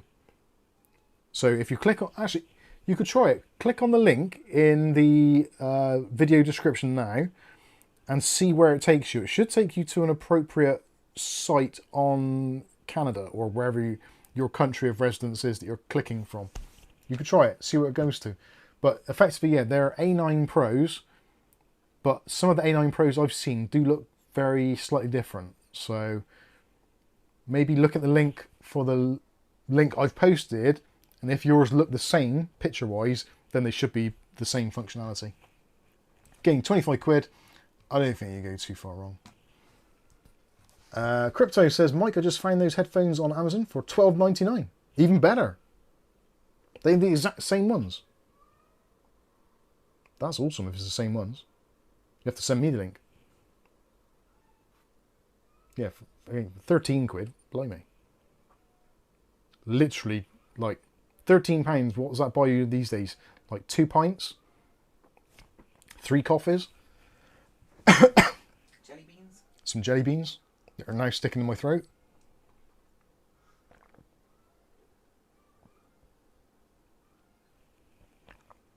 Dave's up talking to himself in the mirror now. He's a weirdo. Right, let's have a quick look at the TP-LINK. We'll make this very, very quick indeed, because I am going to have to do a full video on this and also talk about the range, etc. I can't actually plug this in at the moment because it has got the American power plug in the box. But as you can no doubt see, it is multiple antennas. So it does support MIMO, multi-in, multi-out.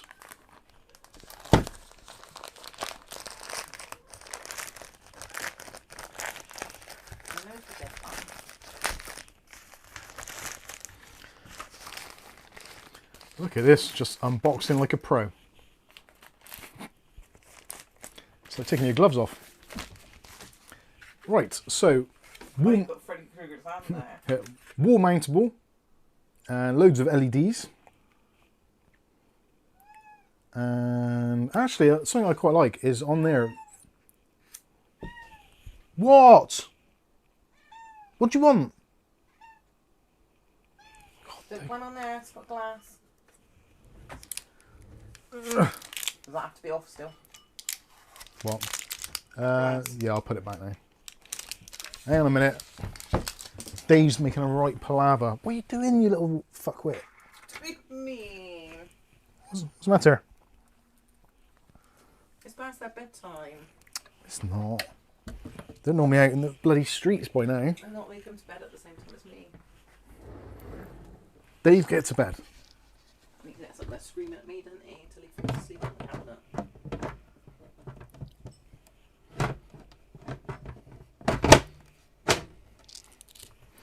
So Glenn, hurry up and build your PC because this case will be up for grabs soon. Dave! Shh!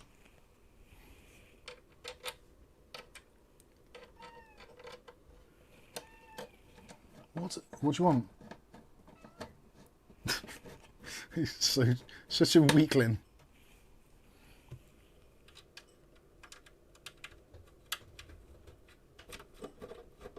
Hello, Candy. So you've upset Candy now. She wants to know what the hell's going on. Right, sorry, I'm back in the room. So yeah, loads of antennas. You have on the back, actually if I flip those around, I'm gonna have a nightmare trying to get this back in the box with all these antennas. Lots of aerials, as we call it. Now, let me know in the comments, maybe this is a regional thing, but we in the UK often call these things aerials. A-E-R-I-A-L-S. An aerial. But I think a lot of places around the world don't understand what the word aerial is. So, yeah, aerial, antenna, whichever you want to... come on, get off the bloody... Why do you put this shrink wrap shit on there, which is on so tight? Jerk it off. I'm trying to. I can't pull it off. I give up, it'll stay on there. User JR5XF says aerial in Glasgow, 100%. Hey Nero, how you doing? Vianney says I call them antennas. Greg M says antennas. O'Reilly says lol. Dave Aiken says I always associate aerial with TV / radio. Fair enough. Yeah, I get it. Paul Lamont says it's antenna here. You lot are all just too posh. It's an aerial. I think it might be a antenna. Aerial Disney Princess. Aerial is more for TV and radio. For networking, it's antennas. I think that's just to make it sound like posh. Because an antenna is an aerial. Oh, for fuck's sake, I'm going to destroy these animals. What's the matter with them? They do this every night, don't they? Kids. I can't get... Oh, I can. It comes off then. There's a method to this. I've sussed it now. I think it's an aerial. Aerial is what... aerial is what we wash our clothes in. That's true. Aerial automatic. Right. Now I've done that. So, on the back, you have got a WPS button and a reset button. And also, you can press that to turn off the LEDs or turn off the Wi-Fi. Then, the blue connection, as you can possibly see there, is the 10 gig. So, 10 gigabit Ethernet. That's pretty nuts. So, it will take, obviously, slower speeds. Much slower speeds. Then, you have got 4 additional ports. So, you've got a WAN LAN port, another one. All 2.5 gigabits. So in theory you could saturate every single one of those connections with an internet connection. Very cool. Power jack and also physical on-off button. I do like those. Actually that feels quite nice. Nice clicky power button. It's pretty sweet. And on the front you've got individual LED indicators for the different bands as well. So 2.4, 5 and 6 gigahertz. So you know which bands are actually in use. And also, pretty cool, there is a USB 3.0 on the side. So you can use that for file sharing. So you can plug in either a USB stick or a USB hard disk drive up to whatever size you want really. I guess 32 terabytes technically would be the biggest size. And you could have that as a file sharing system across your network. Like one of them NAS things, you know? Firestorm says, hi all, my router lol. Router. It's a router. It's got, I was surprised actually how heavy this is. It's got a fair bit of weight to it. So yeah, this is the Archer BE600, or otherwise known as the BE9700. This one should rectify the problems which were in some of the other ones, especially for me. The biggest issue was the fact that you couldn't do the mesh across all of your Wi-Fi networks. You could only mesh the primary network. I've meshed up. It really is meshed up. Well done. It comes with a power doodah brick, and also it comes with a rather nice Ethernet cable as well, which I'm guessing is going to be Cat 6. Let's say Cat 6A. So that will support 10 gigabits on Cat 6A. Riley says, question, will a USB stick with mobile data SIM provide backup internet? No. No, it's purely data for the side port. You can send data to it, you can get data from it, but no, you cannot use it as a supplementary backup internet feed, unfortunately. Paul says, is this the better one from TP-Link? Yes. This is probably their kind of, if you're not looking specifically at doing like a deco mesh, which is an option, this at the moment, as far as I'm aware, is the kind of the top model of the kind of mainstream routers. You can get ones which are more sort of gamery, which look like a big sort of Xbox almost. But this, I think, is one of those ones where you could quite happily use this in a business environment and not have too many issues with it. It looks the part. Also, it has a range of 2,600 meters, I believe. Better check that before I say it out loud. I'm sure I read it somewhere. Wi-Fi coverage. Where did I see that? It must have been on their website. But I'm sure it's like 2,600 foot or square feet. But it hasn't got it on here. I'll have to find that out when I do the review. But in theory, it should have extremely good signal strength. It supports multi-link operation as well. So on the Wi-Fi 7, 10 gig connectivity, beamforming and all that kind of stuff available. And yeah, works with Home Shield, Alexa, usual kind of stuff. So yeah, I'm quite keen to try this to see what it's actually like. And the unfortunate part is the fact that I've actually sent the other TP-Link router back. So I can't actually fully confirm that the actual mesh thing that they've said now works. I can't confirm it for myself because I can't mesh because I haven't got another unit to do it with, which is really unfortunate. They went back on Friday? Was it yesterday? No, Thursday, wasn't it? So yeah, they had to go back. That was an absolute pain in the proverbial. For my own fault, really, because I arranged the return and I could have had it just as a Royal Mail pickup, but they wanted to do it the next day. I still needed to do some work and I was waiting for my other Cootie router to turn up before I could actually let it go. So because of my own doings, when I tried to then rearrange the collection, they would only allow me to do a take to the post office. I took it to the post office.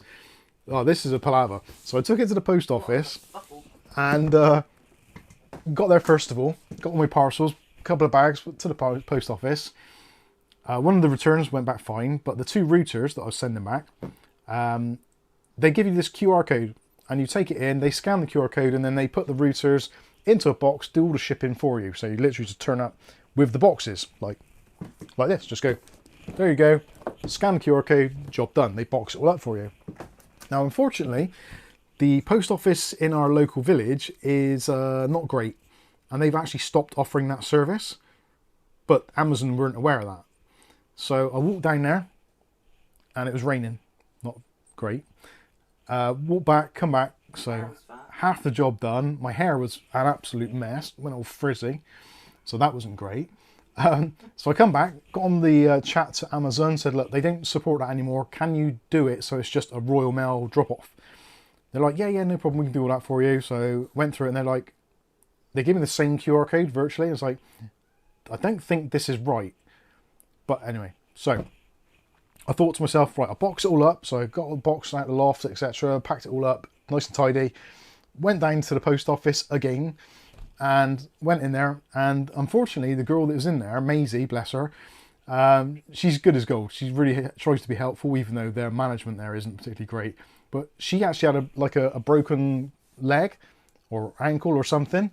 And I noticed it the first time round. And then when I went in there again, she obviously recognised me and she said, oh, I'm sorry, I can't do it because I've had my boss on the phone, and because I'm currently on a sick note because of my broken leg, I'm not supposed to be working here, so I can't use the post office counter. So it's like, oh, were you using it earlier when I paid in some money and sent the other parcels? She's like, yeah, no, but my boss has said I can't do it because it's like against the law or something. Well, whatever. So I was like, okay, I'm not going to take it out on her because she's fine. She's just doing what she's told. So when my boss is driving up from Seven Beach, I said, well, any idea how long that's going to be? Because I can wait for him. She's like, honestly, couldn't tell you. So then I walked another mile or so to another post office near us, went in there with everything boxed up, ready to go. They scanned the QR code, and then he's like, what's in the box? I'm like, well, it's 2 routers. He's like, yeah, I don't need them in the box. So, well, you bloody take them out then. I've had enough. I've already walked way too far. I've like, so I said, right, there you go, you do it. So he cut the box open, took the routers out, put them into another box almost identically, and put a label on it and all that kind of stuff, and give me the old box and packaging back. It's like, just today is not working out well at all.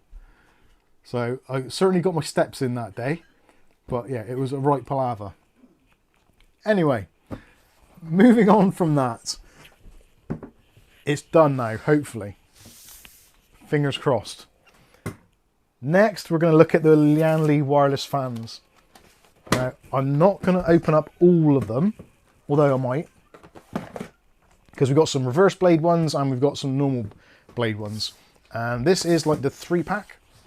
So, the theory is, well, the marketing is that they're wireless. And lots of bits and pieces in here. SATA cable. So clearly there is a wire included. Oh, and more wires. And more bits. And oh, that must be the controller in there. So these are the fans. Most of you have seen these before. It's nothing too new and outrageous. So these are the Lian Li TL. Yes, TL wireless 120s. So these are RGB surrounds and infinity mirrors on the side, but the blades themselves are solid blades. The blades are made from FRP, so very strong, and actually you can feel the poles of the motor as you twist it around. You can feel them kind of locking into place. So nice, strong, powerful motor. As per usual, with these type of Lian Li devices, it's the kind of locked together mechanism. So let's grab another one out. And have a look. And essentially, all you do is you've got the pogo pins on the side, which are going to be transmitting the data. So you just line these up and push them together. And there, you have interlocking fans. Again, this is nothing new, nothing exciting particularly, other than the fact that they have slightly tweaked these, I feel. Because the first lot of fans I'd used like this, when they slotted together, it felt very solid and rigid. Which you think, well, solid and rigid, Mike, that sounds like perfect. That's how it should be, clearly. But no. Because that actually makes life more difficult. Because you want to have a little bit of movement. because when you're screwing them together, you're not always going to have exactly the same pressure on the fans. So there is a very, very small amount of wiggle room there. Not a lot, but a little bit. So not as rigid as they were, which is awesome. Something else they've done, which is a slightly newer thing, is over the previous models, they've got the little blanking plates over the screw holes. So you've got those little rubber bungs. So you put your screws in. Once you've put the screws in, you can put the cover over and it just looks a little bit cleaner. So that's cool. We all kind of understand how that works, and these are obviously reverse blades. So these would be kind of on the side of your case, much like I've got there. And these would be pulling air in from this side and pushing air out of there. And obviously they look a lot nicer than if it was just covered in frame, i.e. like that would be. That just looks a little bit naff. It's not so bad when you've got solid plastic blades. When you've got RGB blades, obviously those stick out like a sore thumb. But I think you'll agree, looking at that arguably looks nicer than looking at that. So that is the reverse blades scenario. Very clear. Let's all rejoice in Lian Li's massive dominance in the fan market. So the question is, how do you actually connect these up? So this is the connection that goes to motherboard or a power source. So what you've got here is a receiver, which is also the connection, and you've got a cable which runs off it. So there are two parts to the cable at the end, both of which look like PWM, but one of them is PWM power, the other one is actually PWM. So if you want to be able to use your motherboard's fan headers and have control over your fans through your motherboard software, like hand them over, you can connect up the main PWM plug. If you just want power, you can use the other plug, which, as you can see, only has 2 pins on there. Now the reason that's only got 2 pins is because all that this needs is 12 volts and ground. That's all it needs.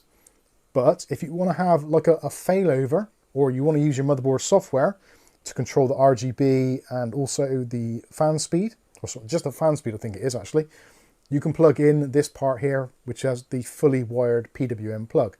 And that will obviously pass through data for the PWM speeds, and also it will provide power. So yeah, hopefully that's not too confusing for you. Essentially, what you can do, if you don't want your motherboard to be involved in any way, shape or form, other than the software you're running on it, you can use this SATA plug. So this plugs into a SATA header or plug on your motherboard, and it has 3 connections on it. And each one of these has 12 volts and ground. So basically like plugging it into a car battery. So you plug one of those into there. Now your fans, the lighting and everything are powered purely from a 12 volt source. Okay, so no PWM signal, no ARGB signal, none of that stuff. Purely you're using 12 volt power.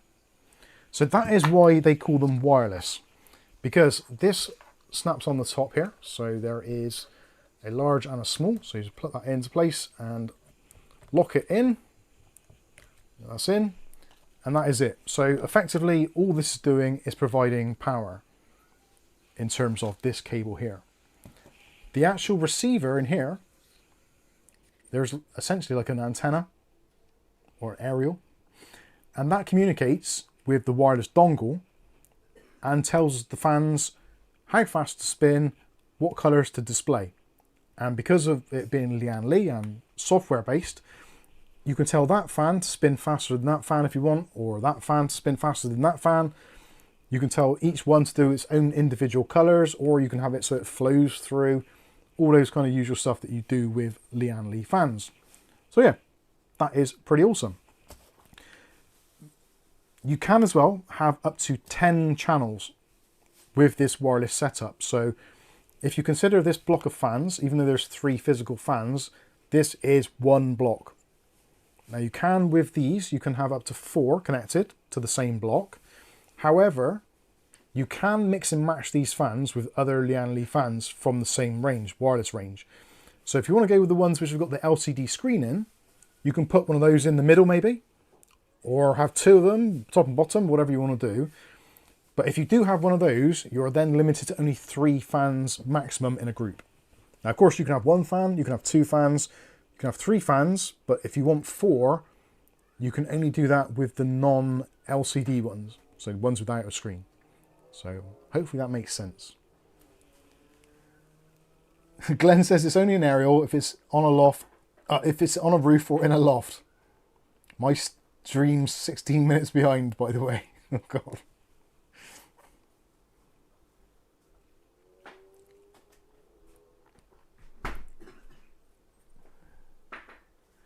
Just looking at the text in there.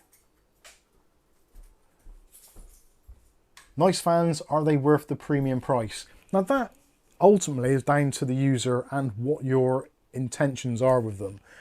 So for me, in the build that I'm planning to do, because it's this new case, it's quite blingy, but I don't want it to be overpowered bling. So having the fans not being RGB is actually a blessing, because there's a subtle lighting on the sides. Not that Lian Li's subtle in that way, but also as well because there's going to be a few different groups of fans.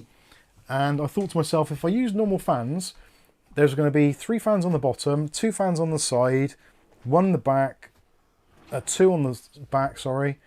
So that is what, 2, 4, yeah, 7 fans. So 7 fans, that's 7 lots of wires, so 14 wires before I even start with anything else in the computer, which just seems like such a massive amount of stress and aggro. And I don't know, I just like the way that Lian Li do this. I think that's why they're so popular, because they just do things in a really kind of sensible, logical way at times. So to control all of this, you have a wireless USB controller.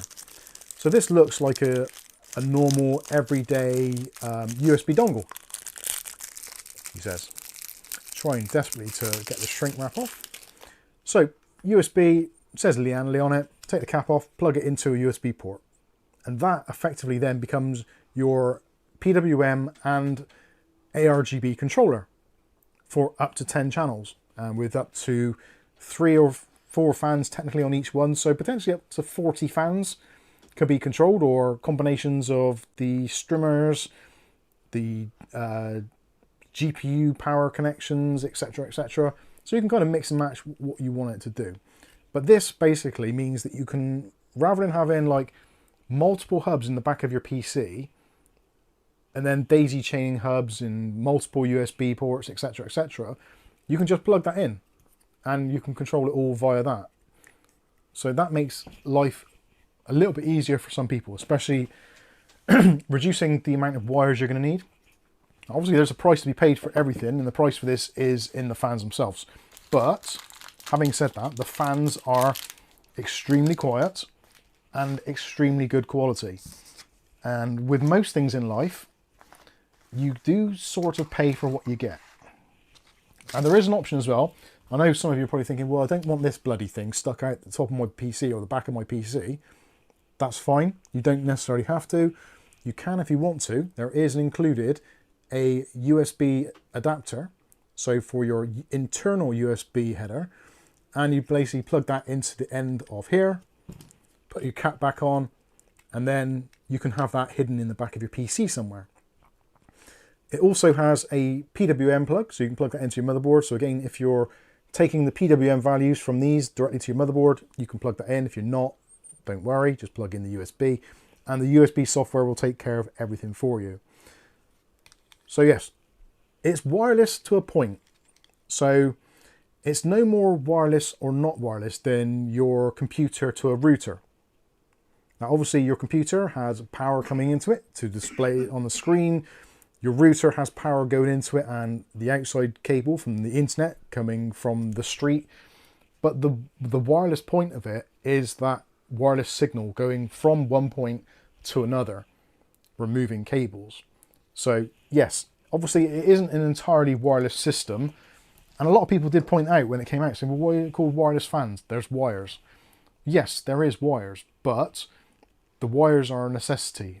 Unless we work out a way of transferring 12 volts and probably about 2 amps wirelessly in a short distance, you do have to have some wires. So I think that's pretty obvious. Samram says, so the fans all run the same speed? Nope, the fans can run whatever speed you want to set them at. So regardless of where they are in the physical chain, or regardless of which one of the individual chains they're on. So if you've got like 3 of these in the side pulling in air, maybe you want to have those at like a lower speed. If you've got ones at the back for an exhaust, maybe you want those at faster speed, you can do that. You can change them all individually. And the same goes for the lighting as well. Now, most people will probably want the lighting to all be kind of uniform and go through. So like the flow patterns, etc., which we're used to seeing. But again, if you don't have to, if you want, you can have the top one red, the middle one white, and the bottom one blue. If you're a particularly patriotic individual, you can do the red, white, and blue. If that's your jam, go for it. You can do it. It's very flexible in that regard. Alesso says, my fans run the same speed, full force. John says, can we not do it through mind transfer? Currently, no. Dutch Jan says, question, so there's an inverter inside. If only 12 volts are being supplied, what about the 5 volt ARGB? The ARGB, as far as I know, might not even be 5 volts. Because it's part of their kind of closed system, it doesn't actually necessarily have to be. And there isn't an ARGB connection as such. So they may just be running off 12 volts. Not sure. That is a very good question. I would presume, actually, I wonder if it says on the box. Let's have a look at these specifications.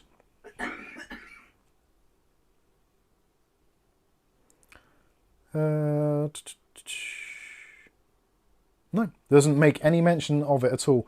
All it says is the operational voltage is between 6 volts DC and 13.2 volts DC. And it has 26 LEDs per fan. But it doesn't state whether those LEDs are 5 volts or whatever. I'm guessing, being that the DC 6 volts, I don't know actually. I would imagine that the RGB is actually on the 12 volt feed. Or maybe not. No, that wouldn't make sense, because then if you drop the voltage via the PWM to lower the speed of the fans, no, the PWM, so you'd always have 12 volts. So yeah, the RGB is probably 12 volts. I don't know. Voice control would be nice. That would be scary. Very scary. Now, I'm wondering how I can do this, because I've got L-Connect on my PC over there, but I'm going to struggle to get a picture of the screen from there into the stream so you can see what I'm actually doing. So, do I install L-Connect on that computer and risk it blowing a gasket with MSI Center and Thermaltake's software at the same time? Should we try it? I think we should probably give it a go. I probably regret this. Right, I'm going to go onto the interwebs a minute and I will get the L-Connect software. And yeah, we'll just see if we can do it. 3 lots of RGB software on the same computer. That is probably not a great idea. I think this is going to be easier than me getting the laptop out and installing it on there. So it's nice now as well. L-Connect used to be that you could only download it from like 2 servers, and they were both ones I'd never heard of. Whereas now they've got L-Connect 3 AWS, so they're hosting it on Amazon services or Amazon Web Services. That's kind of nice.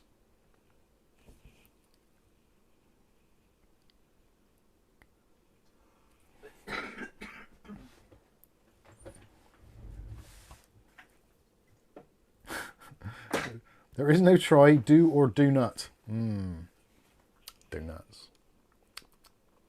I'm hungry now. We got anything else edible over there? Right, More jelly beans? still waiting for the software to download. More jelly beans. Oh, I don't know if I could do more jelly beans. Maybe I could. Right, I need a power supply of some sort. Let's go for something small and petite. Just like Calf. Petit pois.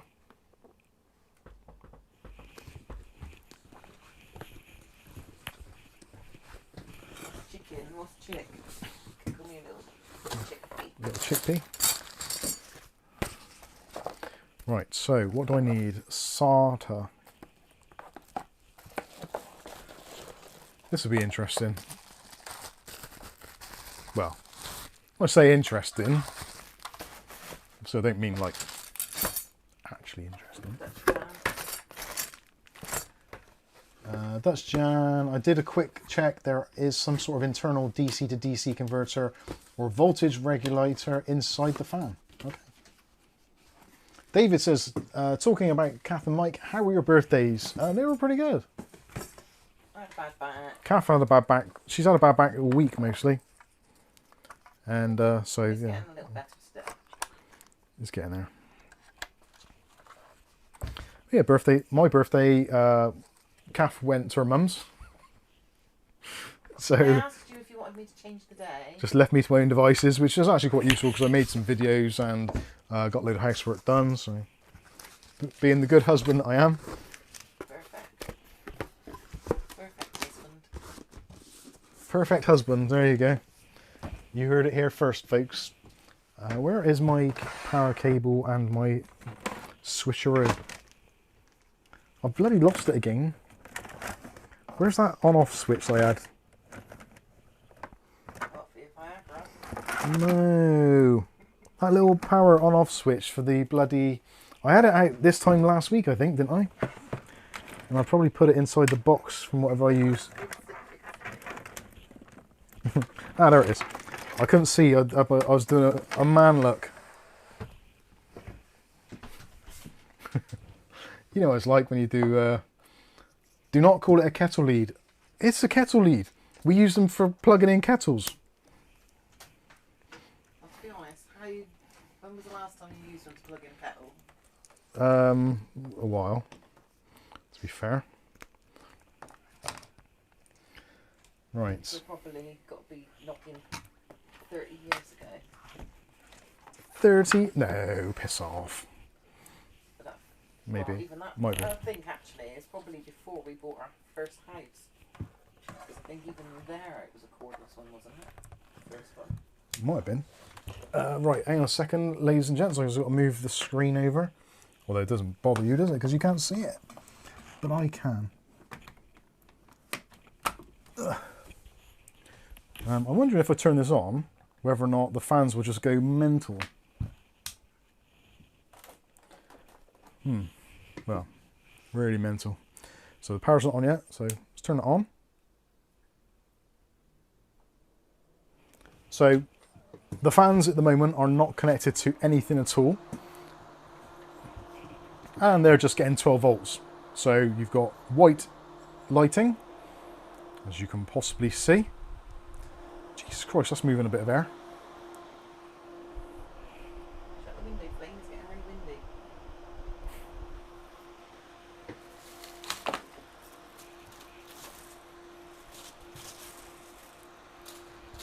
Yeah, it's moving a fair bit of air, I would say. Ah! The hair is all over the place. This is taking my hair off. Right. I think I should turn that off for now. That's freezing in here. It's cold, isn't it? That's made things really cold. Right, so I'm going to install the software. If I can find it. And that's going to come up over there, isn't it? It would do. And let's unzip that bastard. Touchdown, don't like it. Don't like what? Sugar? The fans. Don't like it. Don't like it. Don't like that one. Don't like that one. David says, no, a true kettle lead is slightly different and has a notch in the plug. Yeah, we had those in... They use those in TV for lighting as well. I think it's because they're 13 amp. I think if they're less than 13 amps, they don't have the notch. To stop people using like low wattage ones on a kettle, I guess. Or low voltage or amperage or whatever. David says, waiting for Mike to stick fingers in the blades. Definitely not. That is not going to happen.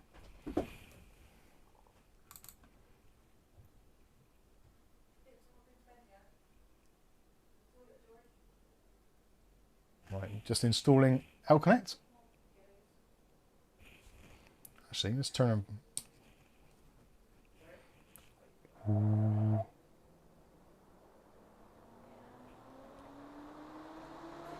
See, it's about to blow all that stuff off the desk.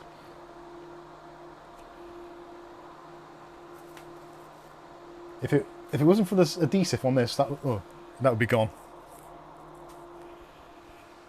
Rasher says, oh, it's gone. Right, L-Connect 3. Installer, yes. If it says I've got to restart the computer, because I can't. Installing, unpacking.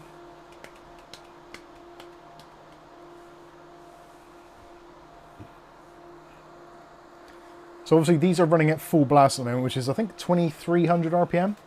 Which, considering that's 2300 RPM, they're not that loud. I thought they'd be louder. Yeah, they go down to... They do a 0 RPM mode as well, but the lowest spin speed is 200 RPM.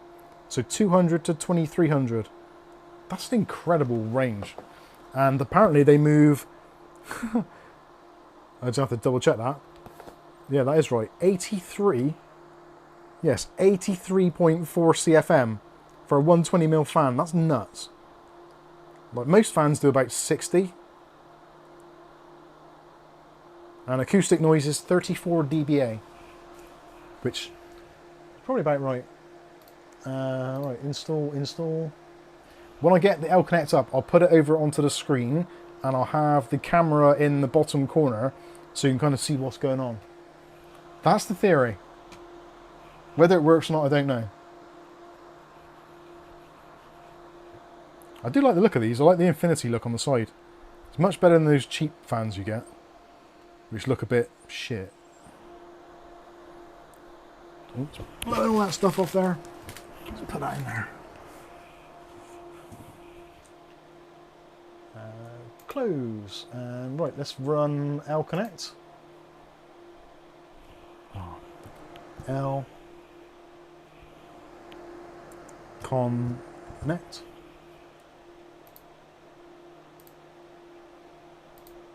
Do you want this to... Yeah, whatever. Oh!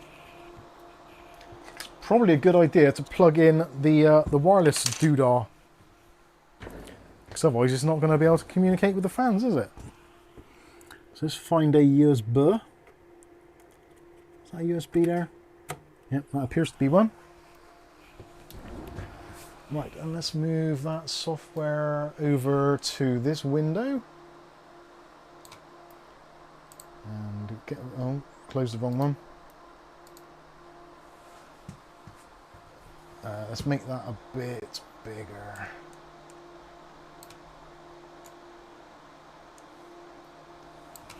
Okay, so yeah, actually, how do I show you this on the screen? I need to have...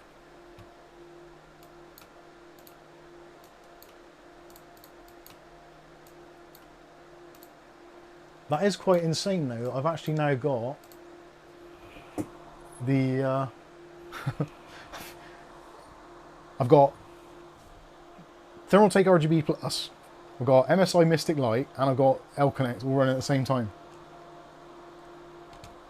Right, let's go to the Stream Desktop, and what I'm going to try and do is if I add another source, Actually, I can drag that in, can't I? So let's drag main camera into... Oh, piss off. Let's go to Stream Desktop. Copy main camera. How do I copy that? Oh, come on. Let's do duplicate then. Main camera 2. No, actually, what am I doing? Sorry, I'm doing this all wrong. Remove. Let's go back to main camera. I need to copy and Stream Desktop and paste. And then I can make this smaller.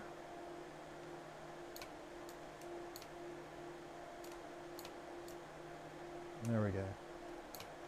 Right. Are you with me? Are you with the Woolwich? Right, that makes sense. Right, so I've no idea what's going on. So let's turn that off and let's go into wireless. And we've got to go into, please go to the L Wireless Sync Setup page and enable lock-bound devices to enhance connection and stability. And yeah, let's do that.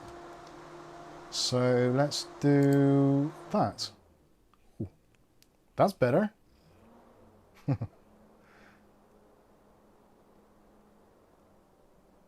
Happy days. So channel 1, device name, and that's it.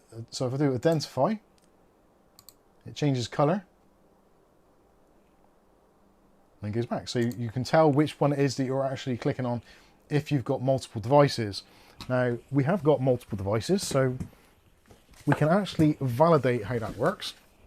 And say they're much quieter now, and of course you've got the much nicer RGB look going on there.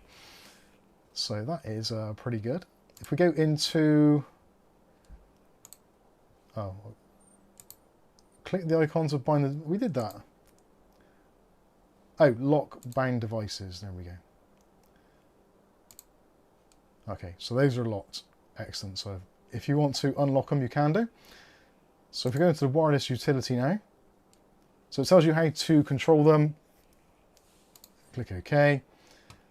So lighting effects, obviously, you've got your individual fans. You can merge them so they all follow through, like you can see there. If I change to, what's runway? Apply. Okay, so you get those kind of nice up and down types of, well, up and down. You get the nice kind of flowing effects, which is pretty cool.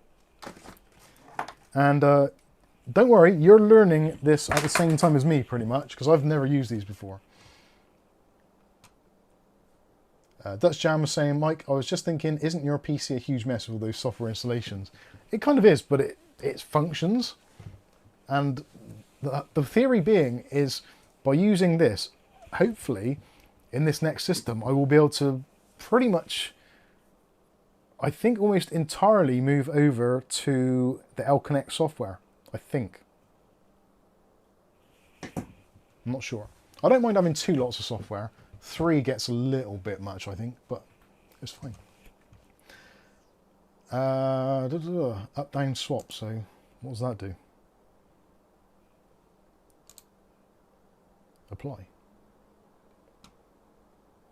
Of course, you can change the speeds and what have you. So, yeah, change the lighting. You click on the outside edge. If you click on the actual fan, then you can change the actual speed. So you set it to quiet mode.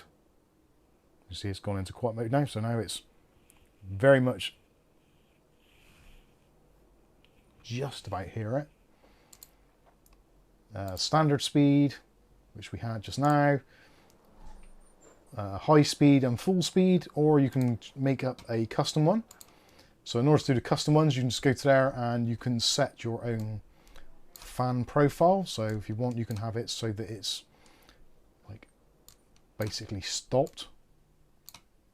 until it gets to a certain point, and you can apply that to all the fans. And start, stop, you can turn on. So yeah, it'll basically should turn off, I think. Apply to all fan. Is it stopping? Doesn't appear to be.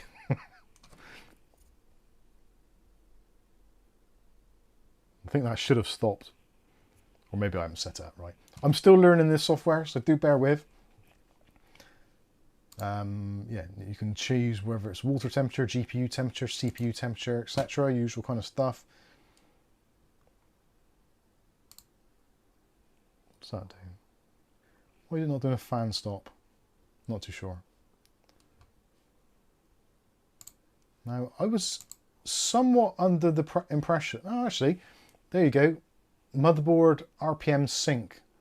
You have got an option for that. So if you actually have the header, the other part of this PWM, actually plugged into your motherboard, you can get it to run through like MSI Center, fan control, Gigabyte Control Center, Armory Crate, etc.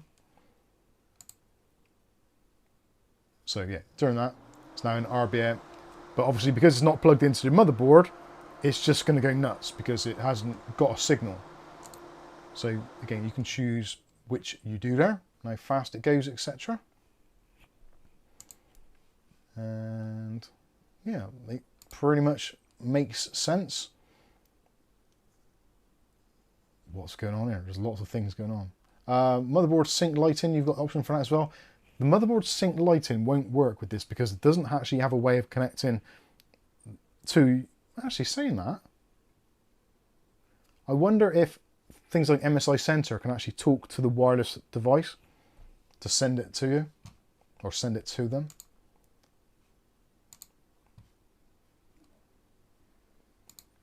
Light sequence setting. Blah, blah, blah. Each computer supports only one controller, blah, blah, blah. Can be mix and match. One controller supports up to 10 channels and 6 types of product firmware. One channel supports up to 3 LCD fans or 4 LED fans, as we said earlier, and supports binding up to 3 Strimmer wireless cables. Okie dokie. So in this section here, yeah, you've got your software. Where's the lighting? Can you change those? I thought you could change these, but maybe you can't. Maybe I don't know. Maybe you have to unlock them. See, I am very much new to this. Maybe because it's just one controller. Manual channels, no. No idea. Let's click on. Oh no, we have got to lock them. Okay. L wireless. Dutch Jan, did you answer that? Which, what was that? Mine. I was just thinking, isn't your PC? Oh yeah. You done that one? Yeah, yeah. Sorry, there was a queue for That's right. toilet.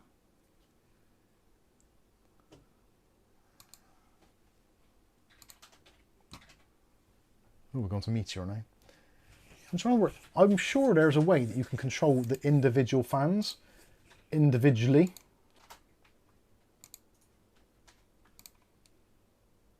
Lighting effects. Maybe I'm just not looking in the right place here. Lighting effects, color set. Up, down, swap, medium. Because it used to be, it would show you in the Lian Li software the 3 individual fans, or 2 fans, or whatever it was you had. Light sequence setting. Yeah, I'm sure it must be in here. But it's not letting me do anything. So that is that channel. Let me connect up another set a minute and see if that changes anything at all. But I could have swore... Sky says, don't have them as a group, might disconnect the chain. I'm pretty sure that they should all appear as an individual fan. Even though it shows 3 there. On the previous versions with the SL fans, you could go into the software setting and you could like click on it and it would go to this specific fan. Like one fan would light up red, so you could like position it better. But maybe I've got the wrong end of the stick, or maybe I just need to look into it more. That is a possibility. So this is another normal blade fan. Sounds strange, doesn't it, saying normal blade? And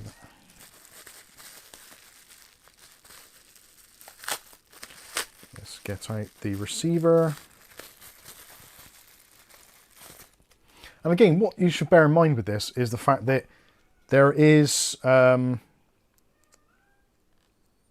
this isn't connected to the PC other than via that wireless device, the wireless adapter. So that is the only thing linking these PCs, or linking this PC, the fact they're in the same room. I could take this, in fact, in theory, to another part of the house altogether, and it would probably still work.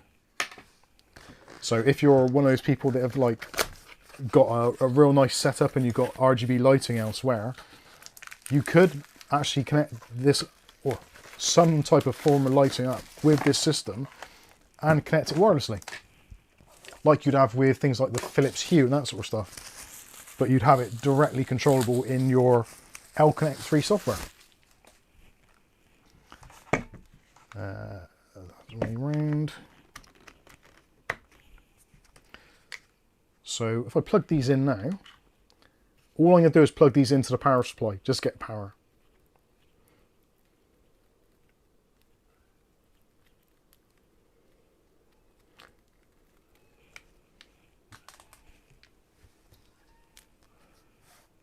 All I can hear is Dave.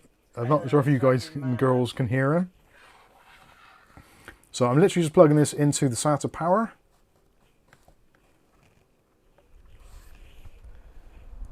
And because these haven't been paired, Jesus Christ.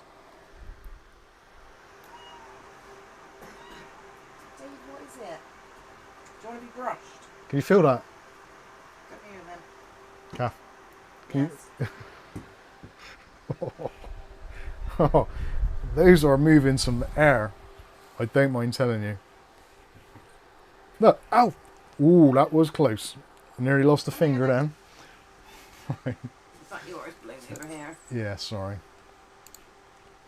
Let's go into wireless select connect. We'll unlock those. Click yes. And oh, there we go. So it's found the other set now. Yeah. And that has added them. Come on then, more. You have to get nearer. That's it. And we can now lock the devices. And we do identify, so you got that one, and you got that group there. I think Dave's got a definitely maybe fringe. Yeah. Bless him. So as you can see, because it's on a different channel, you can do a completely different set of lighting on it if you wanted to. So if you are trying to create a very specific look, you can do. And if we go into lighting, no, that one there, that one there, that one there, that's it. So now we've got our two channels. So we've got our two fans, which are on that setting, and go different fan speeds. Whereas that one is running at 225 RPM. So I suppose we could change that, and we'll go to custom, and we'll turn on start stop, and we'll apply that speed to all of them. So now all the fans are running at the same speeds, and the fan stop is basically not stopping. I don't know why that is, but whatever. And where was I going? Oh yeah, back to the wireless sync, no, our wireless utility. Sorry, I'm getting used to this now. And then we go into that group there. And we do, let's do, what's cover cycle? He just wanted to be brushed. Did he? He seems to be happy now. He's been brushed. So now we've gone all very Tron. And they should, in theory, be somewhat synchronized now. Or am I at the wrong end? No, I'm not. So yeah, you can have the chain or chase effect. I suppose that would look better the other way around, wouldn't it? Yes. Much better. Of course, you can change the positioning as well if you want to. Change the colour, the direction. And send it all back the other way. Again, this is the sort of thing that if you have like normal ARGB fans or normal lighting, you can't do this sort of thing. Or you can, but it's not easy to do. What else we got? Wave. Apply. You are so spoiled. So that's just a wave effect. Meteor shower. Oh dear. Got a golden one. Golden shower. Those fans look like they're spinning at 1 mile an hour. They are. They're running at 230 RPM, which is ridiculously low. But for our purposes, it's great because I'm not freezing my nipples off. And also, it's extremely quiet. There are no noises from those hubs at all. Not a single peep. Oh, unless you get the cable too close to the fan. Where's... oh, it's that one there. So yeah, I think those... well, you know my thoughts on RGB. I love all that stuff.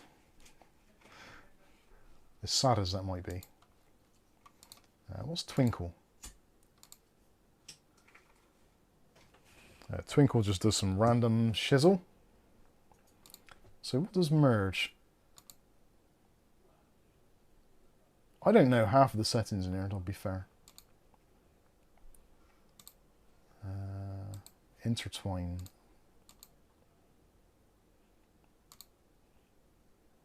Ah. I think it would take some playing around. I don't know what's going on. There's just too much stuff going on. Let's do the runway. I like the runway. Runway is pretty darn cool. The bouncing effect. And you can speed it up as well.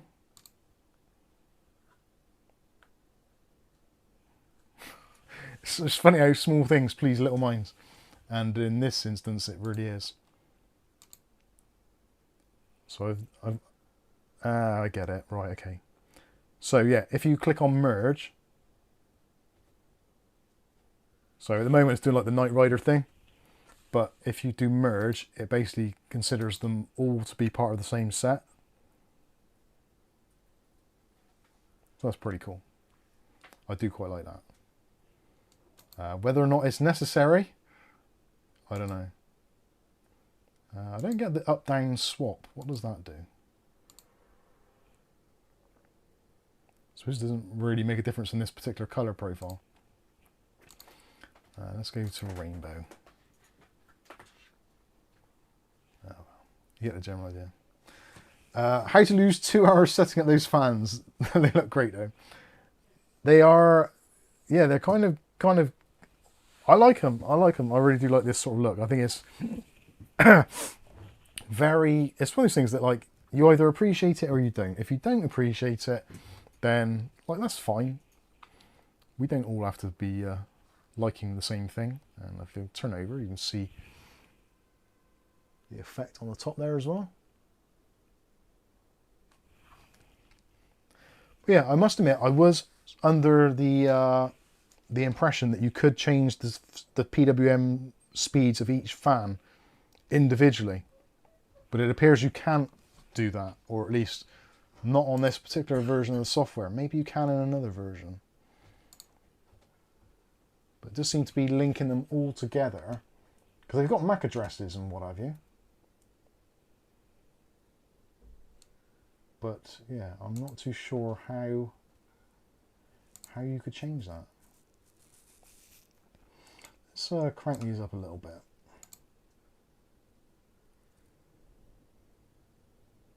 I was just thinking that they haven't changed speed, but they actually have. You just don't hear it. So now they're at what, 700 RPM? And that's actually quite chilly now. You could have that on all day long and it would not bother you. PWM speed control is minor problem. Set them all same. I think they are all set to that. You can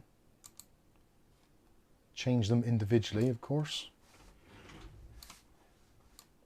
So if you want to have one a little bit faster than the other, you can definitely do that. Now that must be a fan stop there. I didn't want to apply a tool fan, did I? Damn it. Where does it get the data in system info from? Because it's installed on the computer, it's on. So the system info just comes from your PC. So it runs a sort of version of like hardware monitor or hardware info in the background, and it just picks up the information from your system. So that is the information from that computer behind me, and it's just translating that wirelessly to these fans, which aren't connected to that PC in any way, shape or form other than the wireless dongle, which if I unplug the wireless dongle, in theory these should just stop working, which actually I'm not too sure. What happens?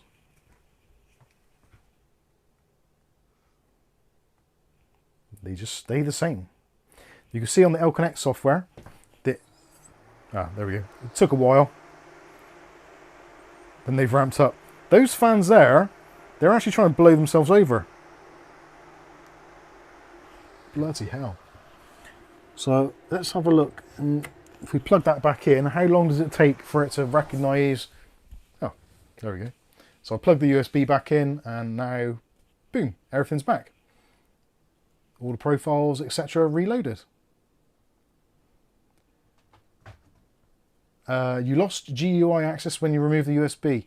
You only lose it to the wireless part of it. You still get access to system information, settings, etc.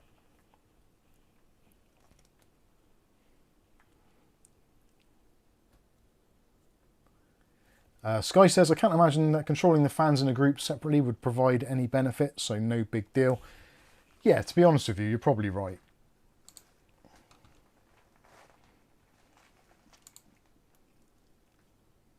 So I'm trying to see, I'm sure that you used to be able to have in this part here, oh, wireless series products do not support MB lighting sync, okay.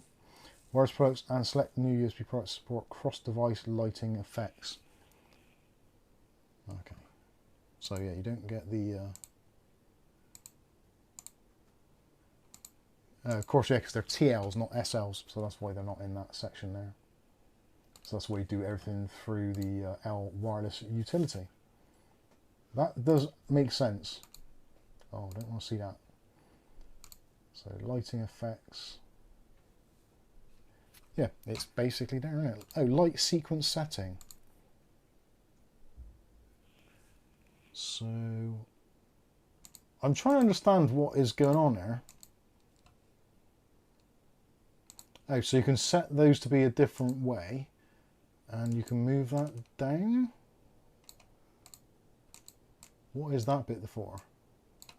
Ah, yeah, so you can change the location on there. So depending on where the fans are, you can move them up or down the stack, I suppose that is. So that is that one there.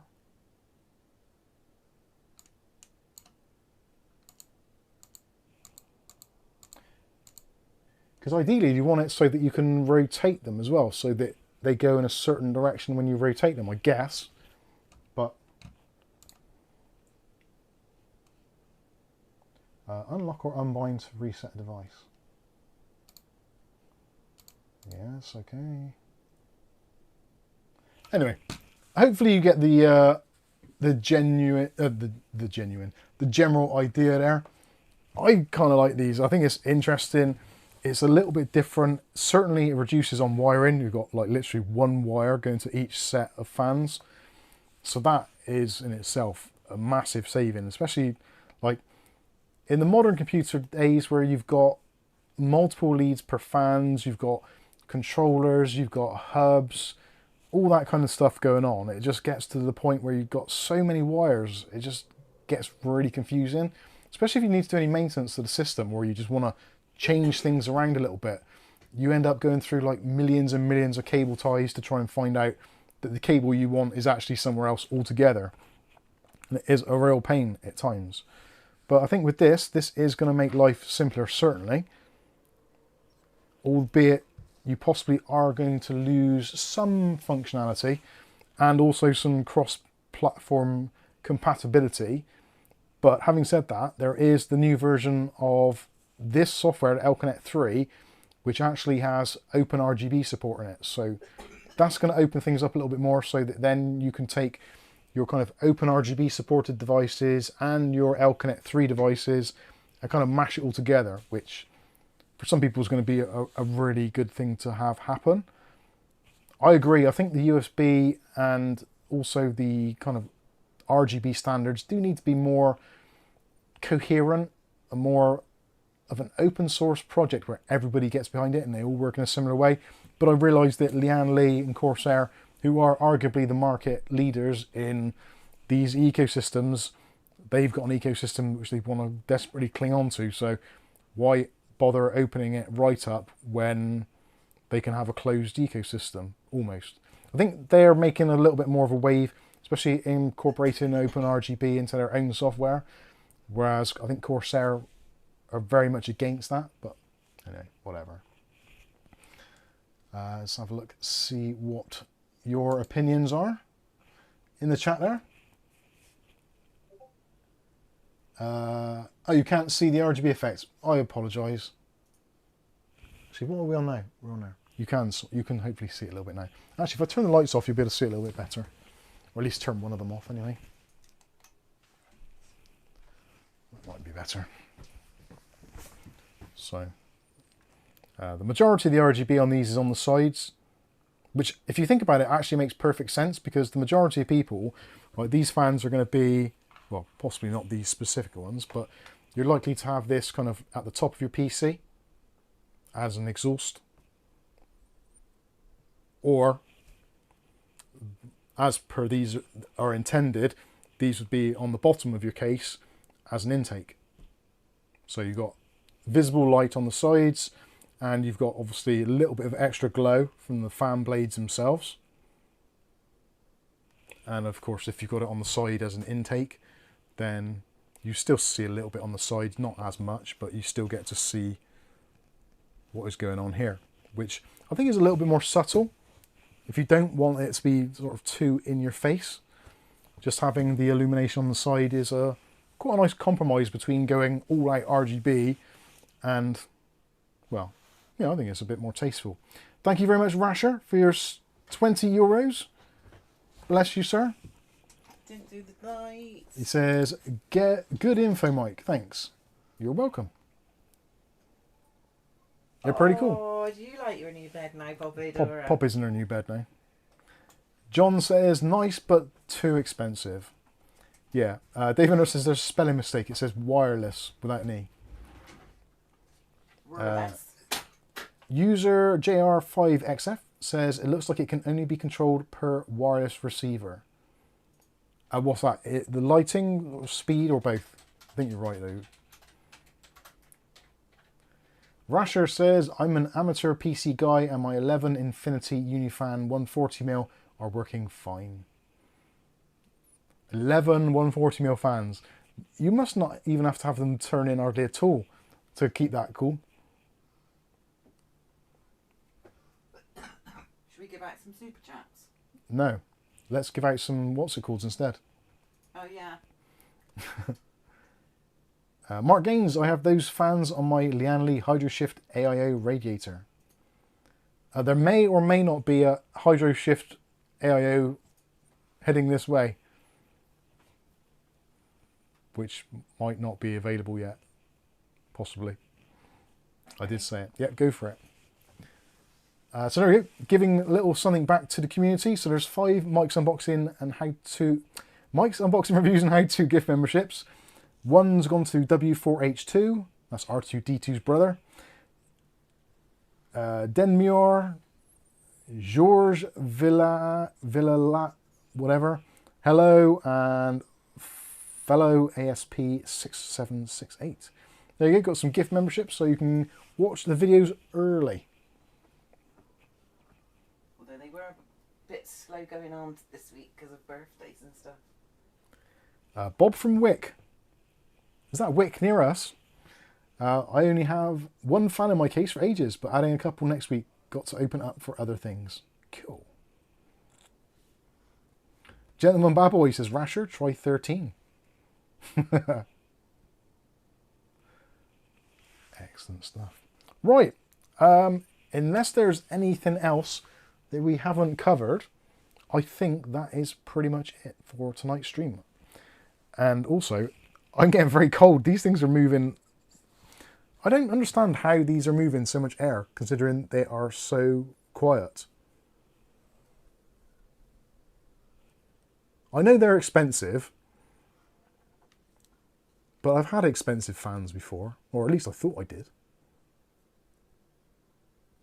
These are friggin' awesome. I do love Lian Li fans. I know they are stupidly expensive, really, but I actually do like them. I've got a Lian Li Lancool 3, which was donated by Colin Hilton ages and ages ago, and I did use that for a while, and I really did like it. I really did like using the case, but it was a bit too big for my PC and for what I needed. So, but I really do miss the Lian, because it's got the original SL140s in there, and yeah, they were really cool, and they worked absolute treat.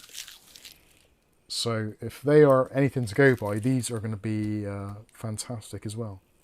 There you go, a few questions. Few questions, okay. User, starting from User, Mobo for the build. Ah, yes, that was a good question. So the motherboards I've got. He's giving you a suggestion. Oh, carry on reading. Sorry.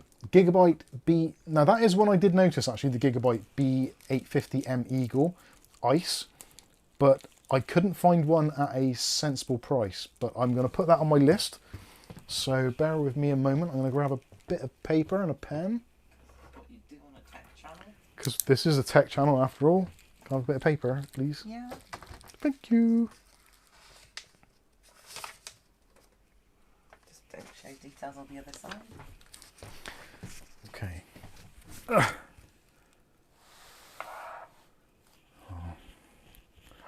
Let's put those down. Don't worry if I burn the motors out. So Gigabyte B850M Aorus Ice, is that? Oh, Wi-Fi 6E Ice. That's the Eagle. Yeah, because the Eagle is like the entry level, isn't it? So how much was that? Did you see how much it was?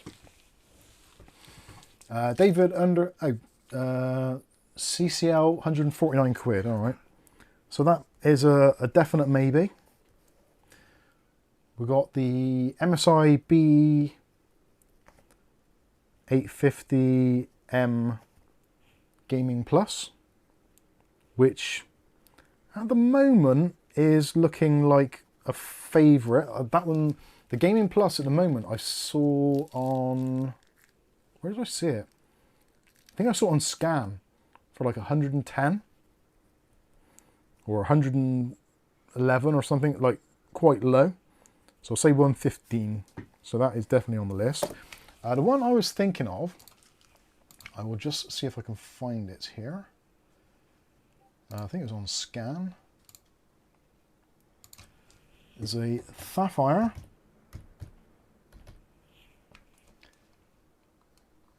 They got motherboards on here. Actually, maybe it wasn't. B850M. Sapphire Pure. Yeah, that's the one.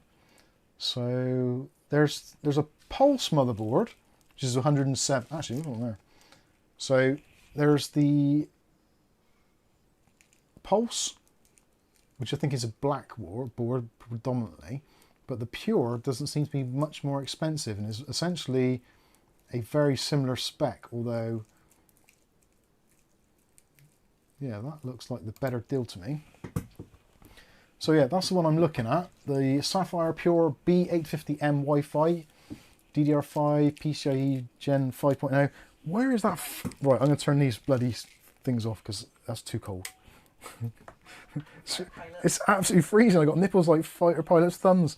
I really have. So yeah, Sky still could be the judge of that. the Sapphire there, I think that looks pretty awesome. You've got 2 power inputs. That's pretty useful. CPU and AIO headers there by the looks of things. RGB connector, another fan header there. Fan headers might be the only consideration actually that there might not be enough of. Yeah, fan headers might be a concern.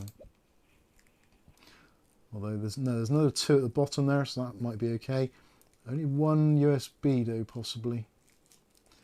So yeah, that is kind of on the short list.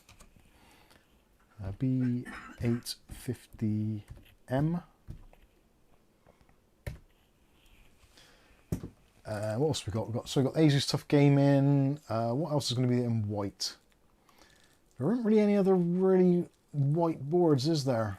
Not in the more budget. There's the Gaming Plus Wi-Fi. That isn't too bad. I got a couple of extra USBs on the bottom, which would be useful for USB devices. You also got quite a few fan headers, although the VRM's a bit weak and the power input's a bit weak, and it's a little bit on the green side, which I wasn't entirely keen on. What else was there? There's a refurbished one there. That's the same board, isn't it? No, that's the Gaming Plus. What was the other one? Was that Gaming Plus? Yeah, Gaming Plus Wi-Fi. ASRock Steel Legend, maybe. That's a possibility, I suppose. What's that? Gaming Plus Wi-Fi. What's the difference there? Gaming Plus Wi-Fi 6E, £109.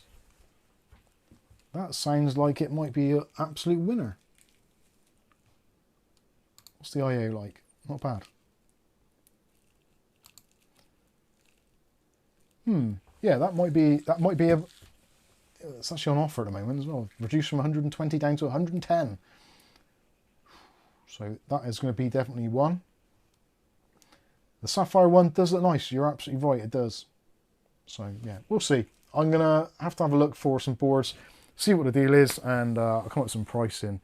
Might talk about it in the Discord, see if anyone else is interested or got any inputs or thoughts. I don't really have any specific brand affiliation. I would quite like to try a Sapphire board though, because I haven't used one yet. So I might try and do that again. It'd be quite nice to have it with the Sapphire graphics card, so it's all part of that ecosystem, but I do need to check the connections on it a little bit more in detail, just to make sure it's got everything I need on there. Nothing worse than buying a motherboard and then finding out that it hasn't got something that you actually do need, which is one of the downsides of micro ATX. I find that there's always just a little bit of a compromise to some extent. I did like the Asus Tough one, well, which we had in for review a while back, but they don't, well, I can't see a white version of that at the moment, not for in this sort of price point. Otherwise that would have been a definite choice, because that was a cracking board. But yeah, I think that is pretty much it for tonight's stream. I think we're done. I think I've answered all the questions, and yeah, we'll see. A lot of people here are saying I didn't know that there were Sapphire motherboards, so maybe that is something we should do. Get a Sapphire board in to do a review, just so that people know it's actually available, and see what it's like. Apparently it's got a very, very nice BIOS, which, who knows, maybe it has. Semrab says the Asus Tough Gaming F B850M 199. Yeah, that's a bit too much. Dutch Jan says, question, why spend so much money on the Lian Li Hydro Shift For that amount, you could get 3 from another brand. There is some logic about Lian Li AIOs. They do appear, from what I can tell, to be very, very well built. That's me swinging around into the chair. Oh, it's fine. The pumps appear to be quite good, and the returns or failure rates on them seem to be very low, which is obviously, if you are water cooling and longevity is a concern, you probably do want to go for a nice AIO. Of course, a lot of the components in AIO are almost mass produced and kind of almost off the shelf. But I think Lian Li do go the extra mile to try and source a lot of stuff or produce it in-house. Lian Li are well known for trying to do as much as they can in-house as they possibly can. Pretty much, well, I'm not exactly sure, but I'm pretty sure almost everything they do, with except a few very sort of cheaper items, are all done in-house. This chair's broken. John says they look nice, actually. That is another thing as well. It's like anything, isn't it? Like, you might not want... Why would you buy a Ferrari? Yes, it's a very nice sports car, probably not particularly practical, and you could buy like 10 Ford Escorts for the same price, but it's not a Ferrari. Doesn't look as nice. Yes, it still gets you from A to B and probably still approximately the same, but it's just a thing, isn't it? I think we've got that as human beings. Sometimes you just see things and you like the look of it and you're like, yeah, I want that. That is what I want because it looks great. Like clothing. People buy clothing because they like the look of it. Yes, they could probably buy much cheaper non-designer brands like trainers. Why do we buy Nikes and Adidas and all that kind of stuff when you could buy cheap knockoffs for like a third of the price? It's just a thing, isn't it? We do it.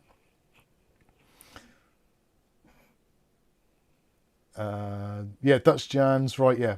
The 5-pack of Arctic P14 Pros, 32 quid. When you do look at it in that way, it is a big difference. Now, I will say, having owned Lian Li fans and owning the Arctic fans, yes, the Arctic fans are good and they do a very good job. But even though they are very well built, they are not even close to the quality of construction that Lian Li fans are. It's just worlds apart. They are good, don't get me wrong, and for the money they're excellent, but it's a completely different manufacturing process. The feel, the look, it's just all completely different. But there is a massive price divide, so if you are a price first person, then there's a place in the market for them, clearly. That's why they do so well.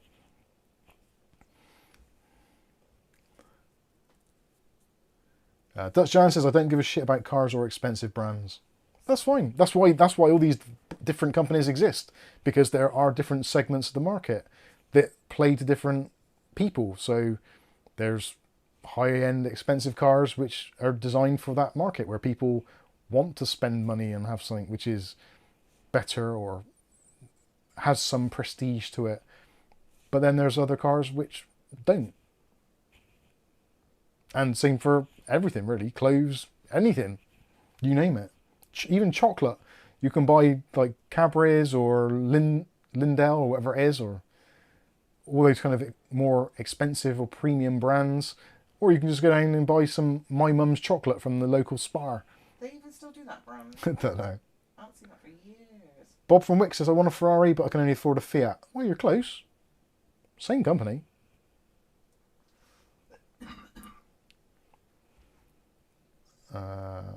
Mark Gaines had a message and then retracted a message. Not sure what that was about to be.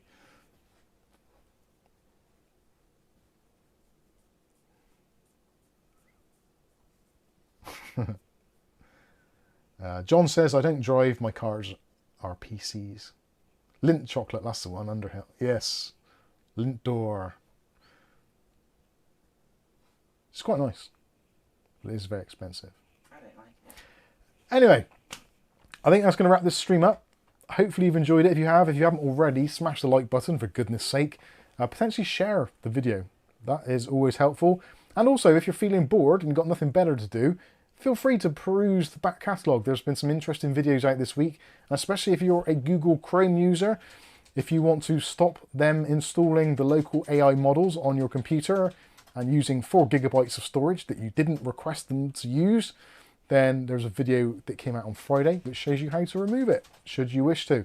If you want to carry on using Chrome for whatever reason, like there's certain extensions which you use which you can't get elsewhere, which is a common thing. It does happen, so I know some people need to use Chrome for whatever reason. So yeah, if you want to cut down the AI nonsense in the background, you can get rid of it very simply, actually. Tony's chocolate. I bought Kath some Tony's chocolate for her birthday. She like that. I haven't had it yet. I know. I don't know if I like it. Didn't like the brights. Rasher says I have an expensive car, an expensive PC, expensive PC or 2 or 3, and an expensive family. Therefore, I am broke. It's nice to do it for your family, though, isn't it? Right, I've been Mike. This is Mike's Unboxing Reviews and How To, and hopefully we'll catch you in the very next video. Take care of yourselves, and we'll see you this time next week, or we'll see you in Monday's new video, which will be a belter, possibly, maybe, hopefully. Enjoy the rest of your weekend. See you later. Bye-bye. Say bye, Kath. Bye. Bye.